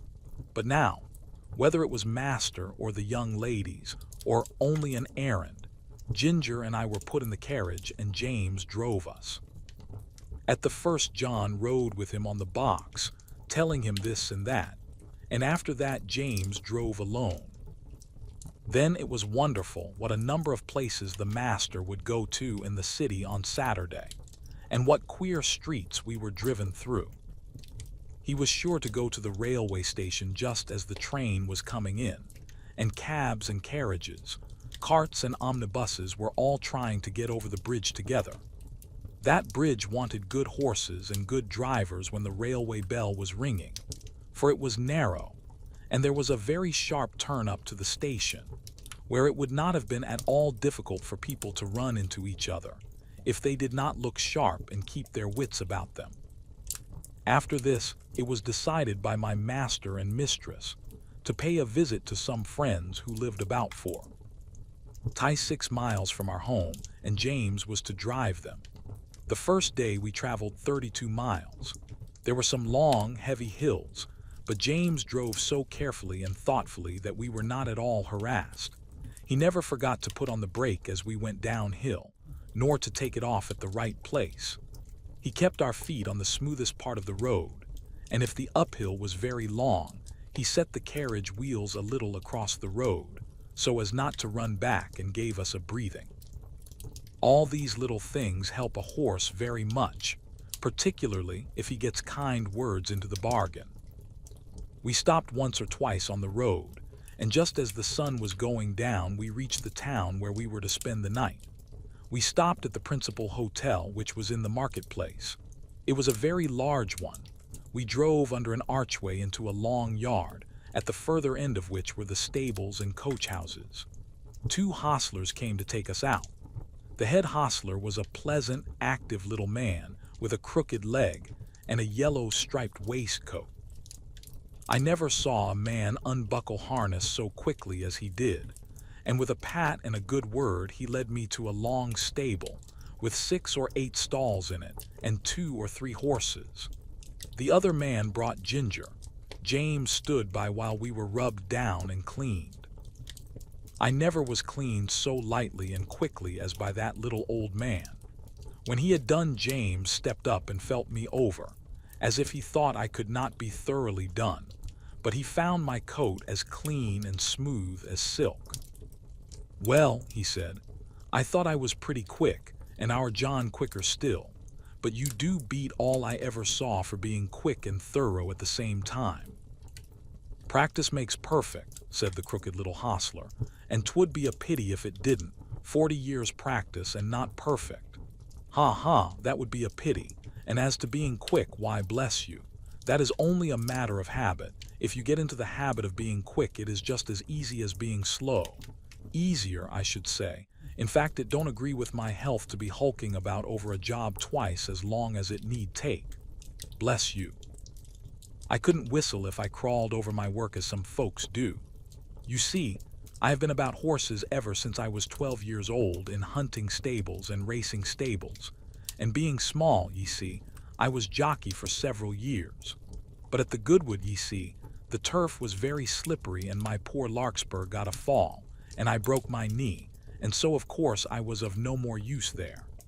But I could not live without horses, of course I couldn't, so I took to the hotels. And I can tell ye it is a downright pleasure to handle an animal like this, well-bred, well-mannered, well cared for. Bless ye. I can tell how a horse is treated. Give me the handling of a horse for 20 minutes, and I'll tell you what sort of a groom he has had. Look at this one, pleasant, quiet, turns about just as you want him, holds up his feet to be cleaned out, or anything else you please to wish. Then you'll find another fidgety, fretty, won't move the right way, or starts across the stall, tosses up his head as soon as you come near him, lays his ears and seems afraid of you, or else squares about at you with his heels. Poor things. I know what sort of treatment they have had. If they are timid, it makes them start or shy. If they are high-mettled, it makes them vicious or dangerous. Their tempers are mostly made when they are young. Bless you. They are like children. Train 'em up in the way they should go, as the good book says, and when they are old they will not depart from it if they have a chance. I like to hear you talk, said James. That's the way we lay it down at home at our master's. "Who is your master, young man? If it be a proper question, I should judge he is a good one from what I see." "He is Squire Gordon of Birtwick Park, the other side the Beacon Hills," said James. "Ah, so, I have heard tell of him. Fine judge of horses, ain't he? The best rider in the county." "I believe he is," said James, "but he rides very little now, since the poor young master was killed." "Ah, poor gentleman, I read all about it in the paper at the time. A fine horse killed, too, wasn't there?" "Yes," said James. "He was a splendid creature, brother to this one and just like him." "Pity, pity," said the old man. "'Twas a bad place to leap, if I remember. A thin fence at top, a steep bank down to the stream, wasn't it? No chance for a horse to see where he is going. Now, I am for bold riding as much as any man, but still there are some leaps that only a very knowing old huntsman has any right to take. A man's life and a horse's life are worth more than a fox's tail. At least, I should say they ought to be." During this time, the other man had finished ginger and had brought our corn, and James and the old man left the stable together. Later on in the evening, a traveler's horse was brought in by the second hostler, and while he was cleaning, him, a young man with a pipe in his mouth, lounged into the stable to gossip. "I say, Toller," said the hostler, "just run up the ladder into the loft and put some hay down into this horse's rack, will you? Only lay down your pipe." "All right," said the other, and went up through the trapdoor, and I heard him step across the floor overhead and put down the hay. James came in to look at us the last thing, and then the door was locked. I cannot say how long I had slept, nor what time in the night it was, but I woke up very uncomfortable, though I hardly knew why. I got up. The air seemed all thick and choking. I heard Ginger coughing, and one of the other horses seemed very restless. It was quite dark, and I could see nothing, but the stable seemed full of smoke, and I hardly knew how to breathe. The trapdoor had been left open, and I thought that was the place it came through. I listened, and heard a soft rushing sort of noise and a low crackling and snapping. I did not know what it was, but there was something in the sound so strange that it made me tremble all over. The other horses were all awake. Some were pulling at their halters, others stamping. At last I heard steps outside, and the hostler who had put up the traveler's horse burst into the stable with a lantern, and began to untie the horses and try to lead them out. But he seemed in such a hurry and so frightened himself that he frightened me still more. The first horse would not go with him. He tried the second and third, and they too would not stir. He came to me next and tried to drag me out of the stall by force. Of course, that was no use. He tried us all by turns, and then left the stable. No doubt we were very foolish, but danger seemed to be all round, and there was nobody we knew to trust in, and all was strange and uncertain. The fresh air that had come in through the open door made it easier to breathe, but the rushing sound overhead grew louder, and as I looked upward through the bars of my empty rack, I saw a red light flickering on the wall. Then I heard a cry of fire. Outside, and the old hostler quietly and quickly came in. He got one horse out and went to another, but the flames were playing round the trapdoor, and the roaring overhead was dreadful. The next thing I heard was James' voice, quiet and cheery, as it always was. "Come, my beauties, it is time for us to be off, so wake up and come along." I stood nearest the door, so he came to me first, patting me as he came in. "Come, Beauty, on with your bridle, my boy, we'll soon be out of this smother." It was on in no time. Then he took the scarf off his neck and tied it lightly over my eyes, and patting and coaxing, he led me out of the stable. Safe in the yard, he slipped the scarf off my eyes and shouted, "Here, somebody, take this horse while I go back for the other." A tall, broad man stepped forward and took me, and James darted back into the stable. I set up a shrill whinny as I saw him go. Ginger told me afterward that Winnie was the best thing I could have done for her, for had she not heard me outside, she would never have had courage to come out. There was much confusion in the yard, the horses being got out of other stables, and the carriages and gigs being pulled out of houses and sheds, lest the flames should spread further. On the other side, the yard windows were thrown up, and people were shouting all sorts of things. But I kept my eye fixed on the stable door, where the smoke poured out thicker than ever, and I could see flashes of red light. Presently I heard above all the stir and din a loud, clear voice, which I knew was Master's. "James Howard, James Howard, are you there?" There was no answer, but I heard a crash of something falling in the stable, and the next moment I gave a loud, joyful neigh, for I saw James coming through the smoke leading Ginger with him. She was coughing violently, and he was not able to speak. "My brave lad," said Master, laying his hand on his shoulder, "are you hurt?" James shook his head, for he could not yet speak. "Aye," said the big man who held me, "he is a brave lad and no mistake." "And now," said Master, "when you have got your breath, James, we'll get out of this place as quickly as we can." And we were moving toward the entry, when from the marketplace there came a sound of galloping feet and loud rumbling wheels. "'Tis the fire engine, the fire engine," shouted 2 or 3 voices. "Stand back, make way." And clattering and thundering over the stones, 2 horses dashed into the yard with a heavy engine behind them. The firemen leaped to the ground. There was no need to ask where the fire was. It was rolling up in a great blaze from the roof. We got out as fast as we could into the broad, quiet marketplace. The stars were shining, and except the noise behind us, all was still. Master led the way to a large hotel on the other side, and as soon as the hostler came, he said, "James, I must now hasten to your mistress, I trust. The horses entirely to you. Order whatever you think is needed." And with that he was gone. The master did not run, but I never saw mortal man walk so fast as he did that night. There was a dreadful sound before we got into our stalls, the shrieks of those poor horses that were left burning to death in the stable. It was very terrible, and made both Ginger and me feel very bad. We, however, were taken in and well done by. The next morning the master came to see how we were and to speak to James. I did not hear much, for the hostler was rubbing me down, but I could see that James looked very happy, and I thought the master was proud of him. Our mistress had been so much alarmed in the night that the journey was put off till the afternoon, so James had the morning on hand, and went first to the inn to see about our harness and the carriage, and then to hear more about the fire. When he came back, we heard him tell the hostler about it.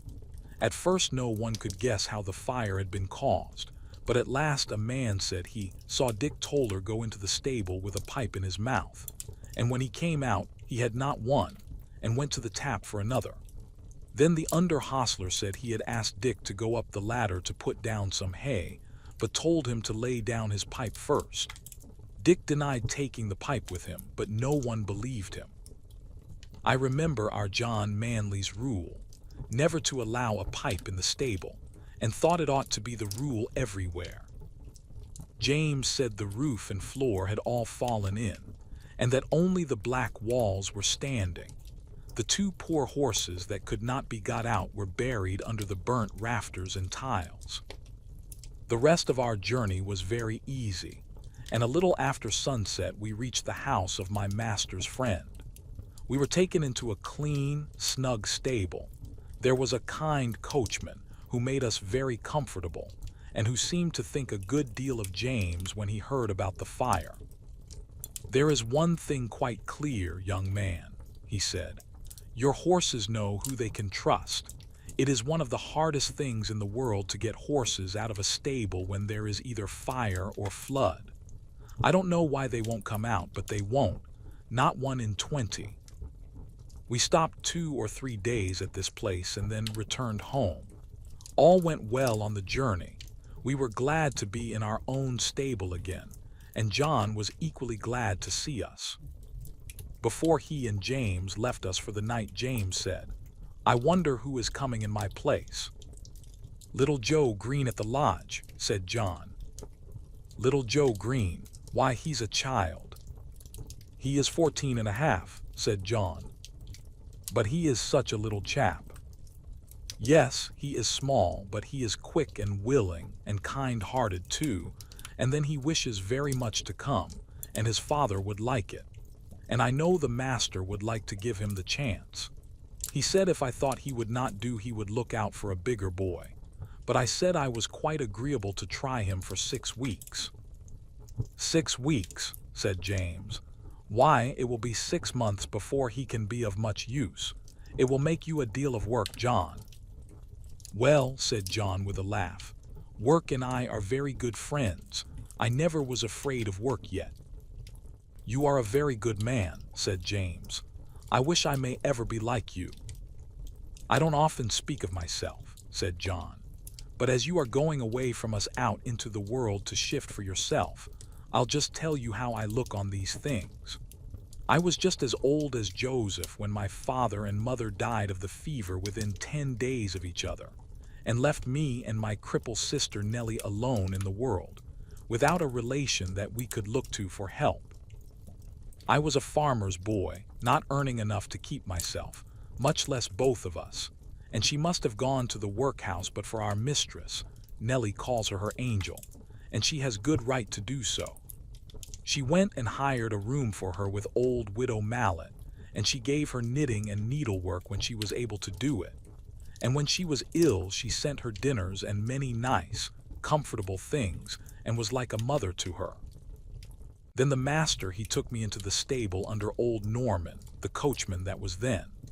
I had my food at the house and my bed in the loft, and a suit of clothes and 3 shillings a week, so that I could help Nellie. Then there was Norman.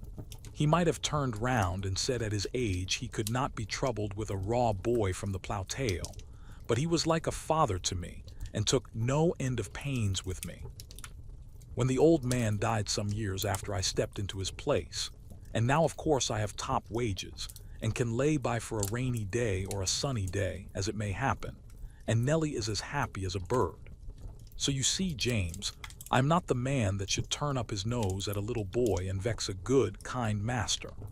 No, no. I shall miss you very much, James, but we shall pull through, and there's nothing like doing a kindness when tea's put in your way, and I am glad I can do it. Then, said James, you don. Hold with that saying. Everybody look after himself and take care of number 1. No, indeed, said John. Where should I and Nellie have been if master and mistress and old Norman had only taken care of number 1? Why, she in the workhouse and I hoeing turnips. Where would Black Beauty and Ginger have been if you had only thought of number 1? Why, roasted to death. No, Jim, no. That is a selfish, heathenish saying, whoever uses it. And any man who thinks he has nothing to do but take care of number 1. Why, it's a pity but what he had been drowned like a puppy or a kitten before he got his eyes open. That's what I think, said John, with a very decided jerk of his head. James laughed at this, but there was a thickness in his voice when he said, You have been my best friend except my mother. I hope you won't forget me. No, lad, no, said John, and if ever I can do you a good turn, I hope you won't forget me. The next day Joe came to the stables to learn all he could before James left. He learned to sweep the stable, to bring in the straw and hay. He began to clean the harness and helped to wash the carriage. As he was quite too short to do anything in the way of grooming Ginger and me, James taught him upon Merrylegs, for he was to have full charge of him under John. He was a nice little bright fellow, and always came whistling to his work. Merrylegs was a good deal put out at being mauled about, as he said, by a boy who knew nothing. But toward the end of the 2nd week, he told me confidentially that he thought the boy would turn out well. At last the day came when James had to leave us. Cheerful as he always was, he looked quite downhearted that morning. "You see," he said to John, "I am leaving a great deal behind. My mother and Betsy and you, and a good master and mistress, and then the horses and my old Merrylegs. At the new place there will not be a soul that I shall know. If it were not that I shall get a higher place and be able to help my mother better, I don't think I should have made up my mind to it. It is a real pinch, John." "Aye, James, lad, so it is. But I should not think much of you if you could leave your home for the first time and not feel it. Cheer up, you'll make friends there. And if you get on well, as I am sure you will, it will be a fine thing for your mother, and she will be proud enough that you have got into such a good place as that." So John cheered him up, but everyone was sorry to lose James. As for Merrylegs, he pined after him for several days and went quite off his appetite. So John took him out several mornings with a leading rein, when he exercised me, and trotting and galloping by my side, got up the little fellow's spirits again, and he was soon all right. Joe's father would often come in and give a little help, as he understood the work, and Joe took a great deal of pains to learn, and John was quite encouraged about him. One night, a few days after James had left, I had eaten my hay and was lying down in my straw fast asleep, when I was suddenly roused by the stable bell ringing very loud. I heard the door of John's house open, and his feet running up to the hall. He was back again in no time. He unlocked the stable door and came in, calling out, "Wake up, Beauty. You must go well now if ever you did." And almost before I could think he had got the saddle on my back and the bridle on my head, he just ran round for his coat, and then took me at a quick trot up to the hall door. The squire stood there with a lamp in his hand. "Now, John," he said, "ride for your life, that is, for your mistress' life. There is not a moment to lose. Give this note to Dr. White, give your horse a rest at the inn, and be back as soon as you can." John said, "Yes, sir," and was on my back in a minute. The gardener who lived at the lodge had heard the bell ring and was ready with the gate open, and away we went through the park and through the village and down the hill till we came to the toll gate. John called very loud and thumped upon the door. The man was soon out and flung open the gate. "Now," said John, "do you keep the gate open for the doctor, here's the money," and off he went again. There was before us a long piece of level road by the river side. John said to me, "Now, Beauty, do your best," and so I did. I wanted no whip nor spur, and for 2 miles I galloped as fast as I could lay my feet to the ground. I don't believe that my old grandfather, who won the race at Newmarket, could have gone faster. When we came to the bridge, John pulled me up a little and patted my neck. "Well done, Beauty. Good old fellow," he said. He would have let me go slower, but my spirit was up, and I was off again as fast as before. The air was frosty. The moon was bright. It was very pleasant. We came through a village, then through a dark wood, then uphill, then downhill, till after 8 miles run we came to the town, through the streets and into the marketplace. It was all quite still except the clatter of my feet on the stones. Everybody was asleep. The church clock struck 3 as we drew up at Dr. White's door. John rang the bell twice and then knocked at the door like thunder. A window was thrown up, and Dr. White, in his nightcap, put his head out and said, "What do you want?" "Mrs. Gordon is very ill, sir. Master wants you to go at once. He thinks she will die if you cannot get there. Here is a note." "Wait," he said, "I will come." He shut the window and was soon at the door. "The worst of it is," he said, "that my horse has been out all day and is quite done up. My son has just been sent for, and he has taken the other. What is to be done? Can I have your horse?" "He has come at a gallop nearly all the way, sir, and I was to give him a rest here. But I think my master would not be against it, if you think fit, sir." "All right," he said, "I will soon be ready." John stood by me and stroked my neck. I was very hot. The doctor came out with his riding whip. "You need not take that, sir," said John. "Black Beauty will go till he drops. Take care of him, sir, if you can. I should not like any harm to come to him." "No, no, John," said the doctor. "I hope not." And in a minute we had left John far behind. I will not tell about our way back. The doctor was a heavier man than John and not so good a rider. However, I did my very best. The man at the toll gate had it open. When we came to the hill, the doctor drew me up. "Now, my good fellow," he said, "take some breath." I was glad he did, for I was nearly spent, but that breathing helped me on, and soon we were in the park. Joe was at the lodge gate. My master was at the hall door, for he had heard us coming. He spoke not a word. The doctor went into the house with him, and Joe led me to the stable. I was glad to get home. My legs shook under me, and I could only stand and pant. I had not a dry hair on my body. The water ran down my legs, and I steamed all over, Joe used to say, like a pot on the fire. Poor Joe. He was young and small, and as yet he knew very little, and his father, who would have helped him, had been sent to the next village. But I am sure he did the very best he knew.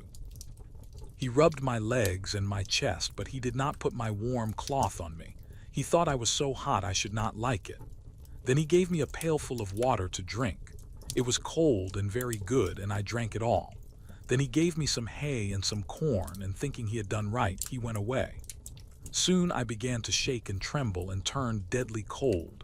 My legs ached, my loins ached, and my chest ached, and I felt sore all over.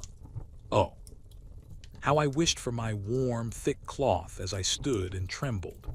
I wished for John, but he had 8 miles to walk, so I lay down in my straw and tried to go to sleep. After a long while I heard John at the door.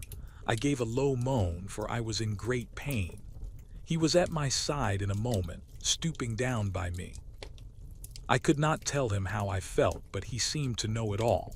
He covered me up with 2 or 3 warm cloths, and then ran to the house for some hot water. He made me some warm gruel, which I drank, and then I think I went to sleep. John seemed to be very much put out. I heard him say to himself over and over again, "Stupid boy, stupid boy." No cloth put on, and I dare say the water was cold too. Boys are no good. But Joe was a good boy after all. I was now very ill. A strong inflammation had attacked my lungs, and I could not draw my breath without pain. John nursed me night and day. He would get up 2 or 3 times in the night to come to me. My master, too, often came to see me. "My poor Beauty," he said one day, "my good horse, you saved your mistress' life, Beauty. Yes, you saved her life." I was very glad to hear that, for it seems the doctor had said if we had been a little longer it would have been too late. John told my master he never saw a horse go so fast in his life. It seemed as if the horse knew what was the matter. Of course I did, though John thought not. At least I knew as much as this, that John and I must go at the top of our speed, and that it was for the sake of the mistress. I do not know how long I was ill. Mr. Bond, the horse doctor, came every day. One day he bled me. John held a pail for the blood. I felt very faint after it and thought I should die, and I believe they all thought so too. Ginger and Merrylegs had been moved into the other stable so that I might be quiet, for the fever made me very quick of hearing. Any little noise seemed quite loud, and I could tell everyone's footstep going to and from the house. I knew all that was going on. One night John had to give me a draught. Thomas Green came in to help him. After I had taken it and John had made me as comfortable as he could, he said he should stay half an hour to see how the medicine settled. Thomas said he would stay with him, so they went and sat down on a bench that had been brought into Merryleg's stall. And put down the lantern at their feet, that I might not be disturbed with the light. For a while both men sat silent, and then Tom Green said in a low voice, "I wish, John, you'd say a bit of a kind word to Joe. The boy is quite broken-hearted. He can't eat his meals, and he can't smile. He says he knows it was all his fault, though he is sure he did the best he knew, and he says if Beauty dies no one will ever speak to him again. It goes to my heart to hear him. I think you might give him just a word. He is not a bad boy." After a short pause, John said slowly, "You must not be too hard upon me, Tom. I know he meant no harm. I never said he did. I know he is not a bad boy. But you see, I am sore myself. That horse is the pride of my heart, to say nothing of his being such a favorite with the master and mistress. And to think that his life may be flung away in this manner is more than I can bear. But if you think I am hard on the boy, I will try to give him a good word tomorrow. That is, I mean if beauty is better." "Well, John, thank you. I knew you did not wish to be too hard, and I am glad you see it was only ignorance." John's voice almost startled me as he answered, "Only ignorance, only ignorance. How can you talk about only ignorance? Don't you know that it is the worst thing in the world next to wickedness, and which does the most mischief heaven only knows? If people can say, 'Oh, I did not know, I did not mean any harm,' they think it is all right. I suppose Martha Mulwash did not mean to kill that baby when she dosed it with Dalby and soothing syrups, but she did kill it and was tried for manslaughter." "And serve her right, too," said Tom. "A woman should not undertake to nurse a tender little child without knowing what is good and what is bad for it." "Bill Starkey," continued John, "did not mean to frighten his brother into fits when he dressed up like a ghost and ran after him in the moonlight. But he did. And that bright, handsome little fellow that might have been the pride of any mother's heart is just no better than an idiot, and never will be if he lives to be 80 years old. You were a good deal cut up yourself, Tom, 2 weeks ago, when those young ladies left your hothouse door open, with a frosty east wind blowing right in. You said it killed a good many of your plants." "A good many," said Tom. "There was not one of the tender cuttings that was not nipped off. I shall have to strike all over again, and the worst of it is that I don't know where to go to get fresh ones. I was nearly mad when I came in and saw what was done." "And yet," said John, "I am sure the young ladies did not mean it. It was only ignorance." I heard no more of this conversation, for the medicine did well and sent me to sleep, and in the morning I felt much better. But I often thought of John's words when I came to know more of the world. Joe Green went on very well. He learned quickly and was so attentive and careful that John began to trust him in many things. But as I have said, he was small of his age, and it was seldom that he was allowed to exercise either Ginger or me. But it so happened one morning that John was out with Justice in the luggage cart, and the master wanted a note to be taken immediately to a gentleman's house, about 3 miles distant, and sent his orders for Joe to saddle me and take it, adding the caution that he was to ride steadily. The note was delivered, and we were quietly returning when we came to the brick field. Here we saw a cart heavily laden with bricks. The wheels had stuck fast in the stiff mud of some deep ruts, and the carter was shouting and flogging the 2 horses unmercifully. Joe pulled up. It was a sad sight. There were the 2 horses straining and struggling with all their might to drag the cart out, but they could not move it. The sweat streamed from their legs and flanks. Their sides heaved, and every muscle was strained, while the man, fiercely pulling at the head of the 4-horse, swore and lashed most brutally. "Hold hard," said Joe. "Don't go on flogging the horses like that. The wheels are so stuck that they cannot move the cart." The man took no heed, but went on lashing. "Stop, pray stop," said Joe. "I'll help you to lighten the cart, they can't move it now." "Mind your own business, you impudent young rascal, and I'll mind mine." The man was in a towering passion and the worse for drink, and laid on the whip again.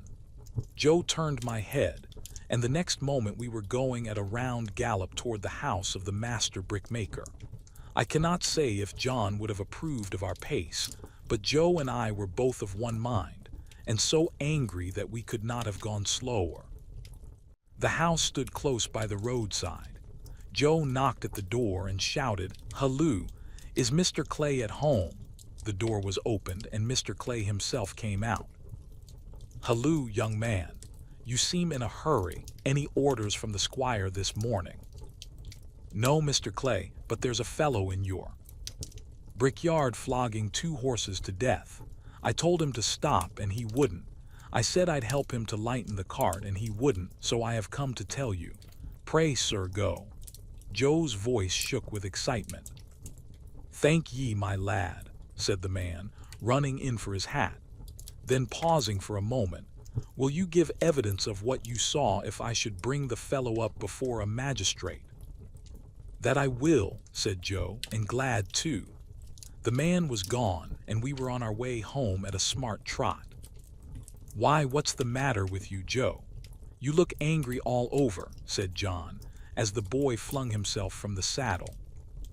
"I am angry all over, I can tell you," said the boy, and then in hurried, excited words he told all that had happened.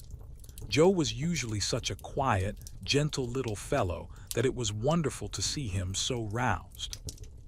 "Right, Joe. You did right, my boy, whether the fellow gets a summons or not. Many folks would have ridden by and said it was not their business to interfere. Now I say that with cruelty and oppression it is everybody's business to interfere when they see it. You did right, my boy." Joe was quite calm by this time, and proud that John approved of him, and cleaned out my feet and rubbed me down with a firmer hand than usual. They were just going home to dinner when the footman came down to the stable to say that Joe was wanted directly in Master's private room. There was a man brought up for ill-using horses, and Joe's evidence was wanted. The boy flushed up to his forehead and his eyes sparkled. "They shall have it," said he.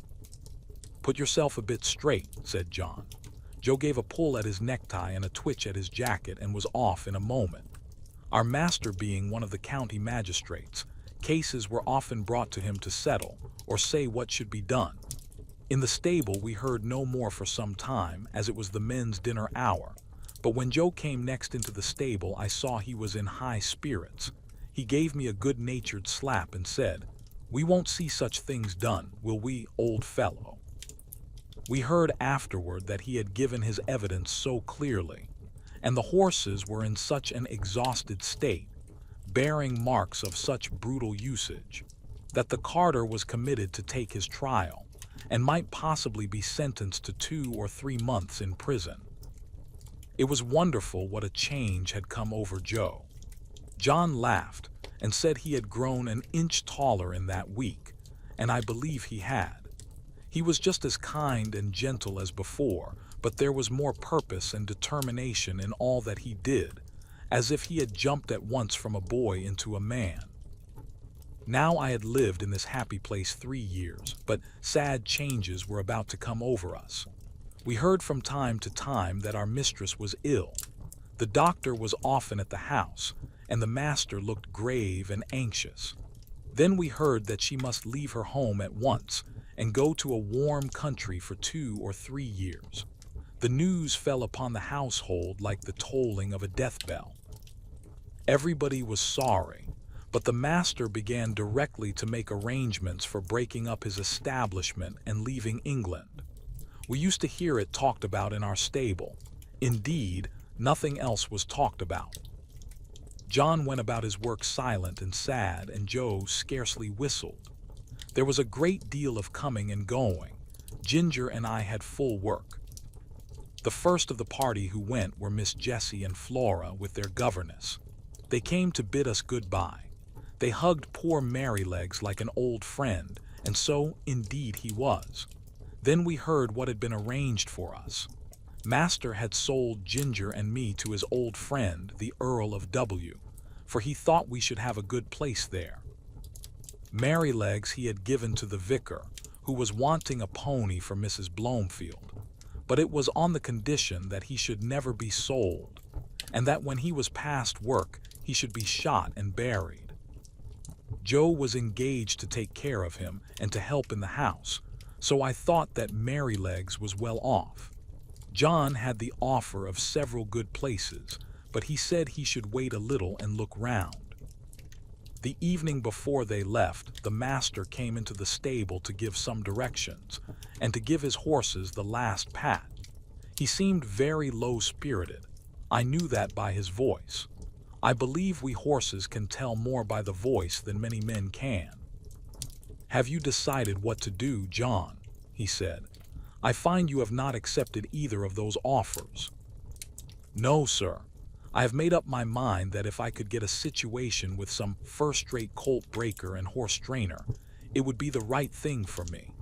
Many young animals are frightened and spoiled by wrong treatment, which need not be if the right man took them in hand. I always get on well with horses, and if I could help some of them to a fair start, I should feel as if I was doing some good. What do you think of it, sir?" "I don't know a man anywhere," said Master, "that I should think so suitable for it as yourself.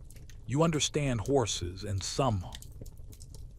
they understand you, and in time you might set up for yourself. I think you could not do better. If in any way I can help you, write to me. I shall speak to my agent in London and leave your character with him." Master gave John the name and address, and then he thanked him for his long and faithful service. But that was too much for John. "Pray don't, sir. I can't bear it. You and my dear mistress have done so much for me that I could never repay it. But we shall never forget you, sir, and please God, we may some day see mistress back again like herself. We must keep up hope, sir." Master gave John his hand, but he did not speak, and they both left the stable. The last sad day had come. The footman and the heavy luggage had gone off the day before, and there were only master and mistress and her maid. Ginger and I brought the carriage up to the hall door for the last time. The servants brought out cushions and rugs and many other things, and when all were arranged, Master came down the steps carrying the mistress in his arms. I was on the side next to the house and could see all that went on. He placed her carefully in the carriage, while the house servants stood round crying. "Goodbye again," he said. "We shall not forget any of you," and he got in. "Drive on, John." Joe jumped up, and we trotted slowly through the park and through the village, where the people were standing at their doors to have a last look and to say, "God bless them." When we reached the railway station, I think mistress walked from the carriage to the waiting room. I heard her say in her own sweet voice, "Goodbye, John. God bless you." I felt the rein twitch, but John made no answer. Perhaps he could not speak.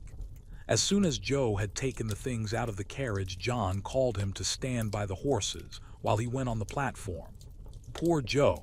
He stood close up to our heads to hide his tears. Very soon the train came puffing up into the station. Then 2 or 3 minutes and the doors were slammed to, the guard whistled, and the train glided away, leaving behind it only clouds of white smoke and some very heavy hearts. When it was quite out of sight, John came back. "We shall never see her again," he said. "Never." He took the reins, mounted the box, and with Joe drove slowly home, but it was not our home now. The next morning after breakfast, Joe put Merrylegs into the mistress' low chaise to take him to the vicarage. He came first and said goodbye to us, and Merrylegs neighed to us from the yard. Then John put the saddle on Ginger and the leading rein on me, and rode us across the country about 15 miles to Earlshall Park, where the Earl of W. lived. There was a very fine house and a great deal of stabling. We went into the yard through a stone gateway, and John asked for Mr. York. It was some time before he came. He was a fine-looking, middle-aged man, and his voice said at once that he expected to be obeyed. He was very friendly and polite to John, and after giving us a slight look, he called a groom to take us to our boxes, and invited John to take some refreshment. We were taken to a light, airy stable, and placed in boxes adjoining each other, where we were rubbed down and fed. In about half an hour, John and Mr. York, who was to be our new coachman, came in to see us. "Now, Mr. Manley," he said, after carefully looking at us both, "I can see no fault in these horses, but we all know that horses have their peculiarities as well as men, and that sometimes they need different treatment. I should like to know if there is anything particular in either of these that you would like to mention." "Well," said John, "I don't believe there is a better pair of horses in the country, and right grieved I am to part with them, but they are not alike. The black one is the most perfect temper I ever knew. I suppose he has never known a hard word or a blow since he was foaled, and all his pleasure seems to be to do what you wish. But the chestnut, I fancy, must have had bad treatment. We heard as much from the dealer. She came to us snappish and suspicious, but when she found what sort of place ours was, it all went off by degrees. For 3 years I have never seen the smallest sign of temper, and if she is well treated, there is not a better, more willing animal than she is. But she is naturally a more irritable constitution than the black horse. Flies tease her more. Anything wrong in the harness frets her more, and if she were ill-used or unfairly treated, she would not be unlikely to give tit for tat. You know that many high-mettled horses will do so." "Of course," said York, "I quite understand, but you know it is not easy in stables like these to have all the grooms just what they should be. I do my best, and there I must leave it. I'll remember what you have said about the mare." They were going out of the stable when John stopped and said, "I had better mention that we have never used the check rein with either of them. The black horse never had one on, and the dealer said it was the gag bit that spoiled the other's temper." "Well," said York, "if they come here they must wear the check rein. I prefer a loose rein myself, and his lordship is always very reasonable about horses. But my lady, that's another thing. She will have style, and if her carriage horses are not reined up tight, she wouldn't look at them. I always stand out against the gag bit, and shall do so, but it must be tied up when my lady rides." "I am sorry for it, very sorry," said John, "but I must go now, or I shall lose the train." He came round to each of us to pat and speak to us for the last time. His voice sounded very sad. I held my face close to him. That was all I could do to say goodbye, and then he was gone, and I have never seen him since. The next day Lord W. came to look at us. He seemed pleased with our appearance. "I have great confidence in these horses," he said, "from the character my friend Mr. Gordon has given me of them. Of course they are not a match in color, but my idea is that they will do very well for the carriage while we are in the country. Before we go to London I must try to match Baron. The black horse, I believe, is perfect for riding." York then told him what John had said about us. "Well," said he, "you must keep an eye to the mare and put the check rein easy. I dare say they will do very well with a little humoring at first. I'll mention it to your lady." In the afternoon we were harnessed and put in the carriage, and as the stable clock struck 3 we were led round to the front of the house. It was all very grand, and 3 or 4 times as large as the old house at Birtwick, but not half so pleasant if a horse may have an opinion. 2 footmen were standing ready, dressed in drab livery, with scarlet breeches and white stockings. Presently we heard the rustling sound of silk as my lady came down the flight of stone steps. She stepped round to look at us. She was a tall, proud-looking woman, and did not seem pleased about something, but she said nothing, and got into the carriage. This was the first time of wearing a check rein, and I must say, though it certainly was a nuisance not to be able to get my head down now and then, it did not pull my head higher than I was accustomed to carry it. I felt anxious about Ginger, but she seemed to be quiet and content. The next day at 3 o'clock we were again at the door, and the footman as before. We heard the silk dress rustle, and the lady came down the steps, and in an imperious voice she said, "York, you must put those horses' heads higher. They are not fit to be seen."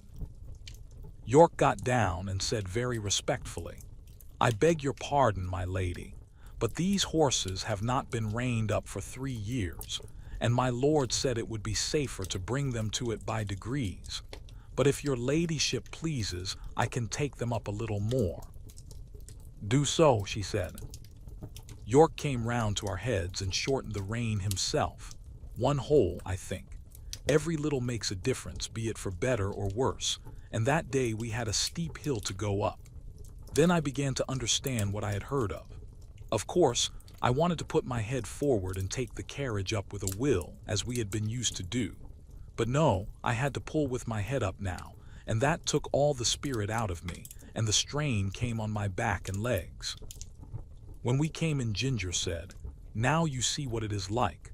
But this is not bad, and if it does not get much worse than this, I shall say nothing about it, for we are very well treated here. But if they strain me up tight, why, let 'em look out. I can't bear it, and I won't." Day by day, hole by hole, our bearing reins were shortened, and instead of looking forward with pleasure to having my harness put on, as I used to do, I began to dread it. Ginger, too, seemed restless, though she said very little. At last I thought the worst was over. For several days there was no more shortening, and I determined to make the best of it and do my duty, though it was now a constant harass instead of a pleasure. But the worst was not come. One day my lady came down later than usual, and the silk rustled more than ever. "Drive to the Duchess of B," she said, and then after a pause, "Are you never going to get those horses' heads up, York? Raise them at once and let us have no more of this humoring and nonsense." York came to me first, while the groom stood at Ginger's head. He drew my head back and fixed the reins so tight that it was almost intolerable. Then he went to Ginger, who was impatiently jerking her head up and down against the bit, as was her way now. She had a good idea of what was coming, and the moment York took the rein off the terret in order to shorten it, she took her opportunity and reared up so suddenly that York had his nose roughly hit and his hat knocked off. The groom was nearly thrown off his legs. At once they both flew to her head, but she was a match for them and went on, plunging, rearing, and kicking in a most desperate manner. At last she kicked right over the carriage pole and fell down, after giving me a severe blow on my near quarter. There is no knowing what further mischief she might have done had not York promptly sat himself down flat on her head to prevent her struggling, at the same time calling out, "Unbuckle the black horse. Run for the winch and unscrew the carriage pole. Cut the trace here, somebody, if you can't unhitch it." One of the footmen ran for the winch, and another brought a knife from the house. The groom soon set me free from Ginger and the carriage and led me to my box. He just turned me in as I was and ran back to York. I was much excited by what had happened, and if I had ever been used to kick or rear, I am sure I should have done it then. But I never had, and there I stood, angry, sore in my leg, my head still strained up to the terret on the saddle, and no power to get it down. I was very miserable, and felt much inclined to kick the first person who came near me. Before long, however, Ginger was led in by 2 grooms, a good deal knocked about and bruised. York came with her and gave his orders, and then came to look at me. In a moment he let down my head. "Confound these check reins," he said to himself. "I thought we should have some mischief soon. Master will be sorely vexed.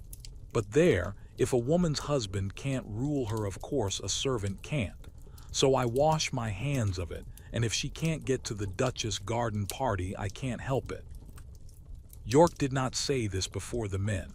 He always spoke respectfully when they were by.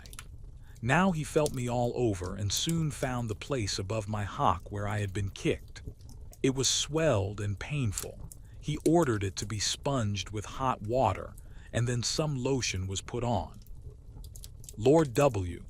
was much put out when he learned what had happened. He blamed York for giving way to his mistress, to which he replied that in future he would much prefer to receive his orders only from his lordship. But I think nothing came of it, for things went on the same as before. I thought York might have stood up better for his horses, but perhaps I am no judge. Ginger was never put into the carriage again, but when she was well of her bruises, one of the Lord W. younger sons said he should like to have her. He was sure she would make a good hunter. As for me, I was obliged still to go in the carriage and had a fresh partner called Max. He had always been used to the tight rein. I asked him how it was he bore it. "Well," he said, "I bear it because I must, but it is shortening my life, and it will shorten yours too if you have to stick to it." "Do you think," I said, "that our masters know how bad it is for us?" "I can't say," he replied, "but the dealers and the horse doctors know it very well. I was at a dealer's once who was training me and another horse to go as a pair. He was getting our heads up, as he said, a little higher and a little higher every day. A gentleman who was there asked him why he did so. "Because," said he, "people won't buy them unless we do. The London people always want their horses to carry their heads high and to step high. Of course it is very bad for the horses, but then it is good for trade. The horses soon wear up or get diseased and they come for another pair." "That," said Max, "is what he said in my hearing, and you can judge for yourself. What I suffered with that rein for 4 long months in my lady's carriage it would be hard to describe, but I am quite sure that, had it lasted much longer, either my health or my temper would have given way. Before that, I never knew what it was to foam at the mouth, but now the action of the sharp bit on my tongue and jaw, and the constrained position of my head and throat, always caused me to froth at the mouth more or less. Some people think it very fine to see this, and say, 'What fine-spirited creatures!' But it is just as unnatural for horses as for men to foam at the mouth. It is a sure sign of some discomfort and should be attended to. Besides this, there was a pressure on my windpipe, which often made my breathing very uncomfortable.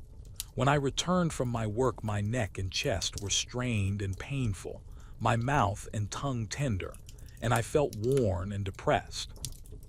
In my old home I always knew that John and my master were my friends, but here, although in many ways I was well treated, I had no friend.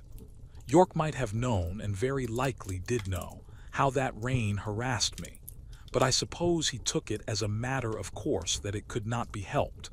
At any rate, nothing was done to relieve me.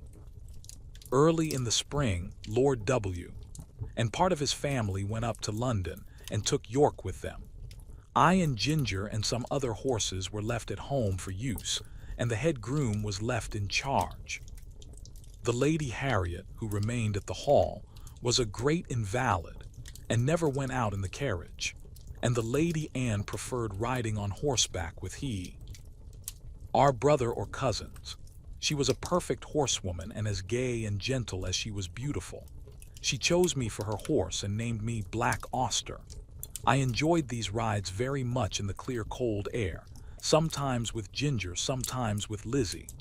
This Lizzie was a bright bay mare, almost thoroughbred and a great favorite with the gentlemen, on account of her fine action and lively spirit. But Ginger, who knew more of her than I did, told me she was rather nervous.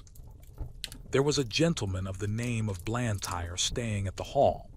He always rode Lizzie, and praised her so much that one day Lady Anne ordered the side saddle to be put on her, and the other saddle on me. When we came to the door, the gentleman seemed very uneasy. "How is this?" he said. "Are you tired of your good Black Auster?" "Oh no, not at all," she replied. "But I am amiable enough to let you ride him for once, and I will try your charming Lizzie. You must confess that in size and appearance she is far more like a lady's horse than my own favorite. Do let me advise you not to mount her," he said. "She is a charming creature, but she is too nervous for a lady. I assure you she is not perfectly safe. Let me beg you to have the saddles changed." "My dear cousin," said Lady Anne, laughing, "pray do not trouble your good careful head about me. I have been a horsewoman ever since I was a baby, and I have followed the hounds a great many times, though I know you do not approve of ladies hunting. But still that is the fact, and I intend to try this Lizzie that you gentlemen are all so fond of. So please help me to mount, like a good friend as you are." There was no more to be said. He placed her carefully on the saddle, looked to the bit and curb, gave the reins gently into her hand, and then mounted me. Just as we were moving off, a footman came out with a slip of paper and message from the Lady Harriet. Would they ask this question for her at Dr. Ashley's and bring the answer? The village was about a mile off, and the doctor's house was the last in it. We went along gaily enough till we came to his gate. There was a short drive up to the house between tall evergreens. Blantyre alighted at the gate and was going to open it for Lady Anne, but she said, "I will wait for you here, and you can hang Auster's rein on the gate." He looked at her doubtfully. "I will not be 5 minutes," he said. "Oh, do not hurry yourself. Lizzie and I shall not run away from you." He hung my rein on one of the iron spikes and was soon hidden among the trees. Lizzie was standing quietly by the side of the road a few paces off, with her back to me. My young mistress was sitting easily with a loose rein, humming a little song. I listened to my rider's footsteps until they reached the house and heard him knock at the door. There was a meadow on the opposite side of the road, the gate of which stood open. Just then some cart horses and several young colts came trotting out in a very disorderly manner, while a boy behind was cracking a great whip. The colts were wild and frolicsome, and one of them bolted across the road and blundered up against Lizzie's hind legs, and whether it was the stupid colt, or the loud cracking of the whip, or both together, I cannot say, but she gave a violent kick and dashed off into a headlong gallop. It was so sudden that Lady Anne was nearly unseated, but she soon recovered herself. I gave a loud, shrill neigh for help. Again and again I neighed, pawing the ground impatiently and tossing my head to get the rein loose. I had not long to wait. Blantyre came running to the gate. He looked anxiously about and just caught sight of the flying figure, now far away on the road. In an instant he sprang to the saddle. I needed no whip, no spur, for I was as eager as my rider. He saw it, and giving me a free rein and leaning a little forward, we dashed after them. For about 1.5 miles the road ran straight and then bent to the right, after which it divided into 2 roads. Long before we came to the bend she was out of sight. Which way had she turned? A woman was standing at her garden gate, shading her eyes with her hand and looking eagerly up the road. Scarcely drawing the rein, Blantyre shouted, "Which way?" "To the right," cried the woman, pointing with her hand, and away we went up the right-hand road. Then for a moment we caught sight of her. Another bend and she was hidden again. Several times we caught glimpses and then lost them. We scarcely seemed to gain ground upon them at all. An old road mender was standing near a heap of stones, his shovel dropped and his hands raised. As we came near he made a sign to speak. Blantyre drew the rein a little. To the common, sir. She has turned off there." I knew this common very well. It was for the most part very uneven ground, covered with heather and dark green furze bushes, with here and there a scrubby old thorn tree. There were also open spaces of fine shore. Tea grass with ant hills and mole turns everywhere. The worst place I ever knew for a headlong gallop. We had hardly turned on the common when we caught sight again of the green habit flying on before us. My lady's hat was gone, and her long brown hair was streaming behind her. Her head and body were thrown back, as if she were pulling with all her remaining strength, and as if that strength were nearly exhausted. It was clear that the roughness of the ground had very much lessened Lizzie's speed, and there seemed a chance that we might overtake her. While we were on the high road, Blantyre had given me my head, but now, with a light hand and a practiced eye, he guided me over the ground in such a masterly manner that my pace was scarcely slackened, and we were decidedly gaining on them. About halfway across the heath there had been a wide dike recently cut, and the earth from the cutting was cast up roughly on the other side. Surely this would stop them, but no. With scarcely a pause, Lizzie took the leap, stumbled among the rough clods and fell. Blantyre groaned, "Now, Auster, do your best." He gave me a steady rein. I gathered myself well together and with one determined leap cleared both dike and bank. Motionless among the heather with her face to the earth lay my poor young mistress. Blantyre kneeled down and called her name. There was no sound. Gently he turned her face upward. It was ghastly white and the eyes were closed. "Annie, dear Annie, do speak." But there was no answer. He unbuttoned her habit, loosened her collar, felt her hands and wrist, then started up and looked wildly round him for help. At no great distance there were two men cutting turf, who, seeing Lizzie running wild without a rider, had left their work to catch her. Blantyre's halloo soon brought them to the spot. The foremost man seemed much troubled at the sight, and asked what he could do. "Can you ride?" "Well, sir, I bean't much of a horseman, but I'd risk my neck for the Lady Anne. She was uncommon good to my wife in the winter." "Then mount this horse, my friend. Your neck will be quite safe, and ride to the doctor's and ask him to come instantly. Then on to the hall, tell them all that you know, and bid them send me the carriage with Lady Anne's maid and help. I shall stay here." "All right, sir, I'll do my best, and I pray God the dear young lady may open her eyes soon." Then, seeing the other man, he called out, "Here, Joe, run for some water, and tell my missus to come as quick as she can to the Lady Anne." He then somehow scrambled into the saddle, and with a gee up and a clap on my sides with both his legs, he started on his journey, making a little circuit to avoid the dike. He had no whip, which seemed to trouble him, but my pace soon cured that difficulty, and he found the best thing he could do was to stick to the saddle and hold me in, which he did manfully. I shook him as little as I could help, but once or twice on the rough ground he called out, "Steady! Whoa, steady!"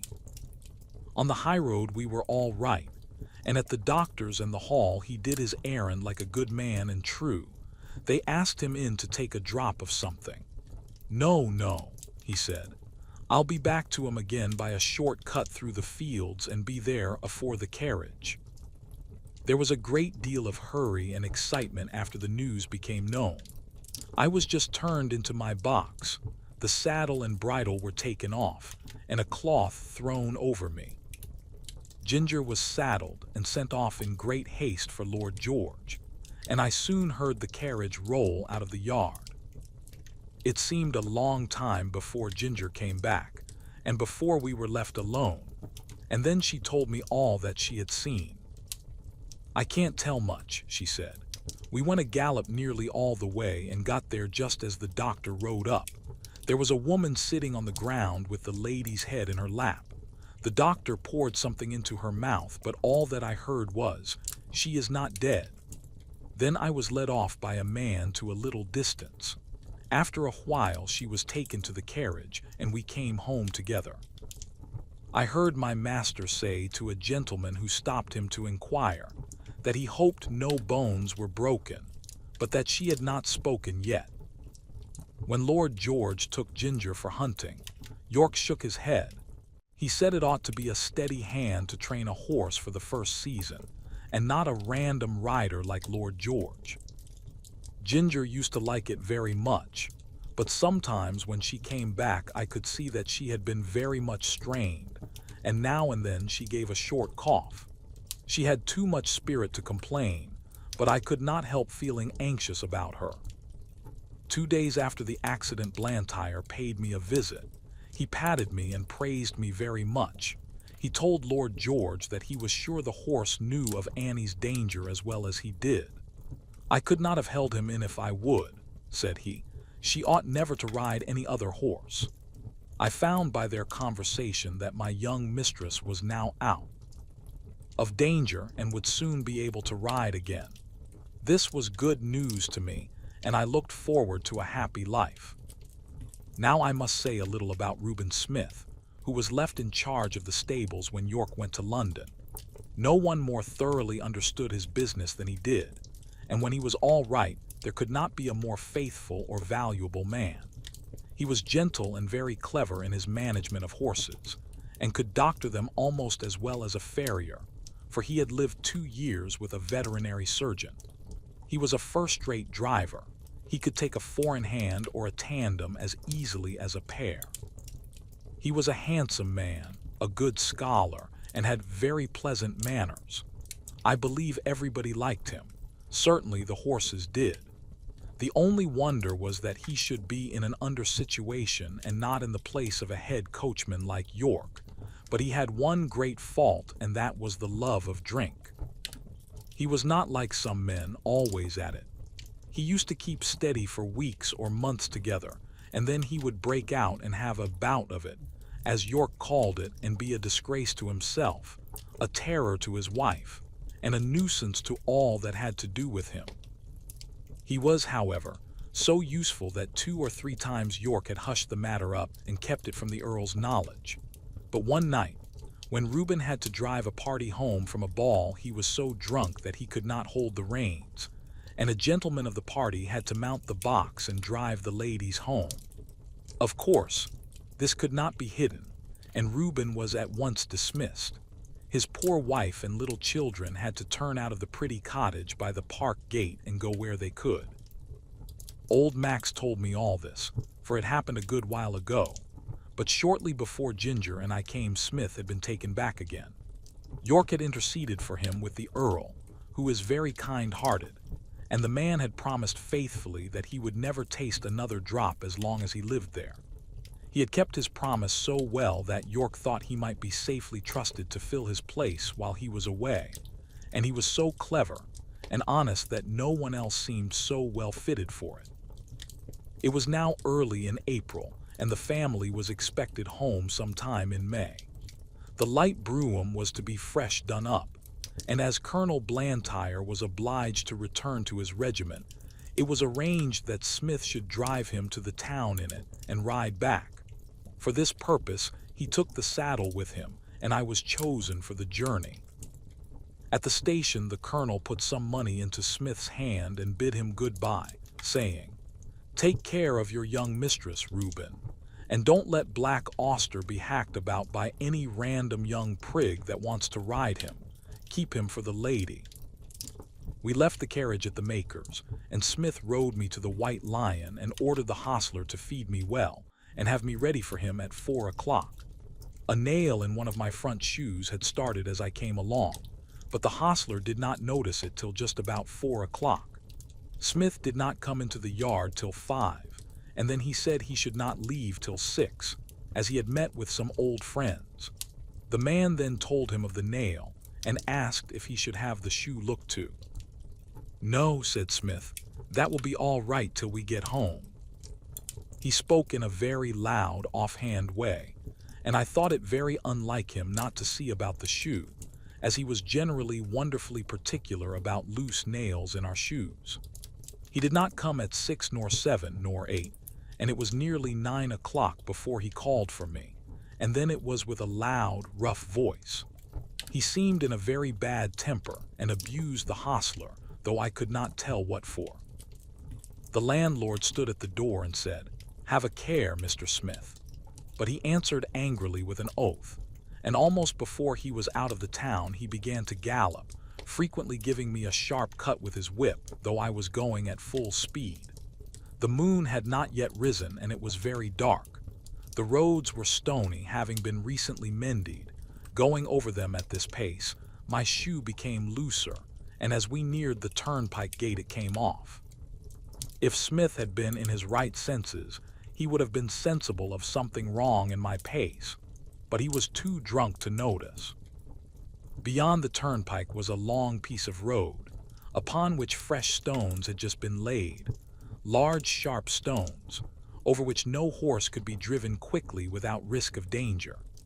Over this road, with one shoe gone, I was forced to gallop at my utmost speed, my rider meanwhile cutting into me with his whip, and with wild curses urging me to go still faster.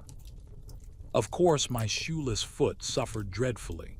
The hoof was broken and split down to the very quick, and the inside was terribly cut by the sharpness of the stones. This could not go on. No horse could keep his footing under such circumstances. The pain was too great. I stumbled and fell with violence on both my knees. Smith was flung off by my fall, and owing to the speed I was going at, He must have fallen with great force. I soon recovered my feet and limped to the side of the road where it was free from stones. The moon had just risen above the hedge, and by its light I could see Smith lying a few yards beyond me. He did not rise. He made one slight effort to do so, and then there was a heavy groan. I could have groaned too, for I was suffering intense pain both from my foot and knees, but horses are used to bear their pain in silence. I uttered no sound, but I stood there and listened. One more heavy groan from Smith, but though he now lay in the full moonlight, I could see no motion.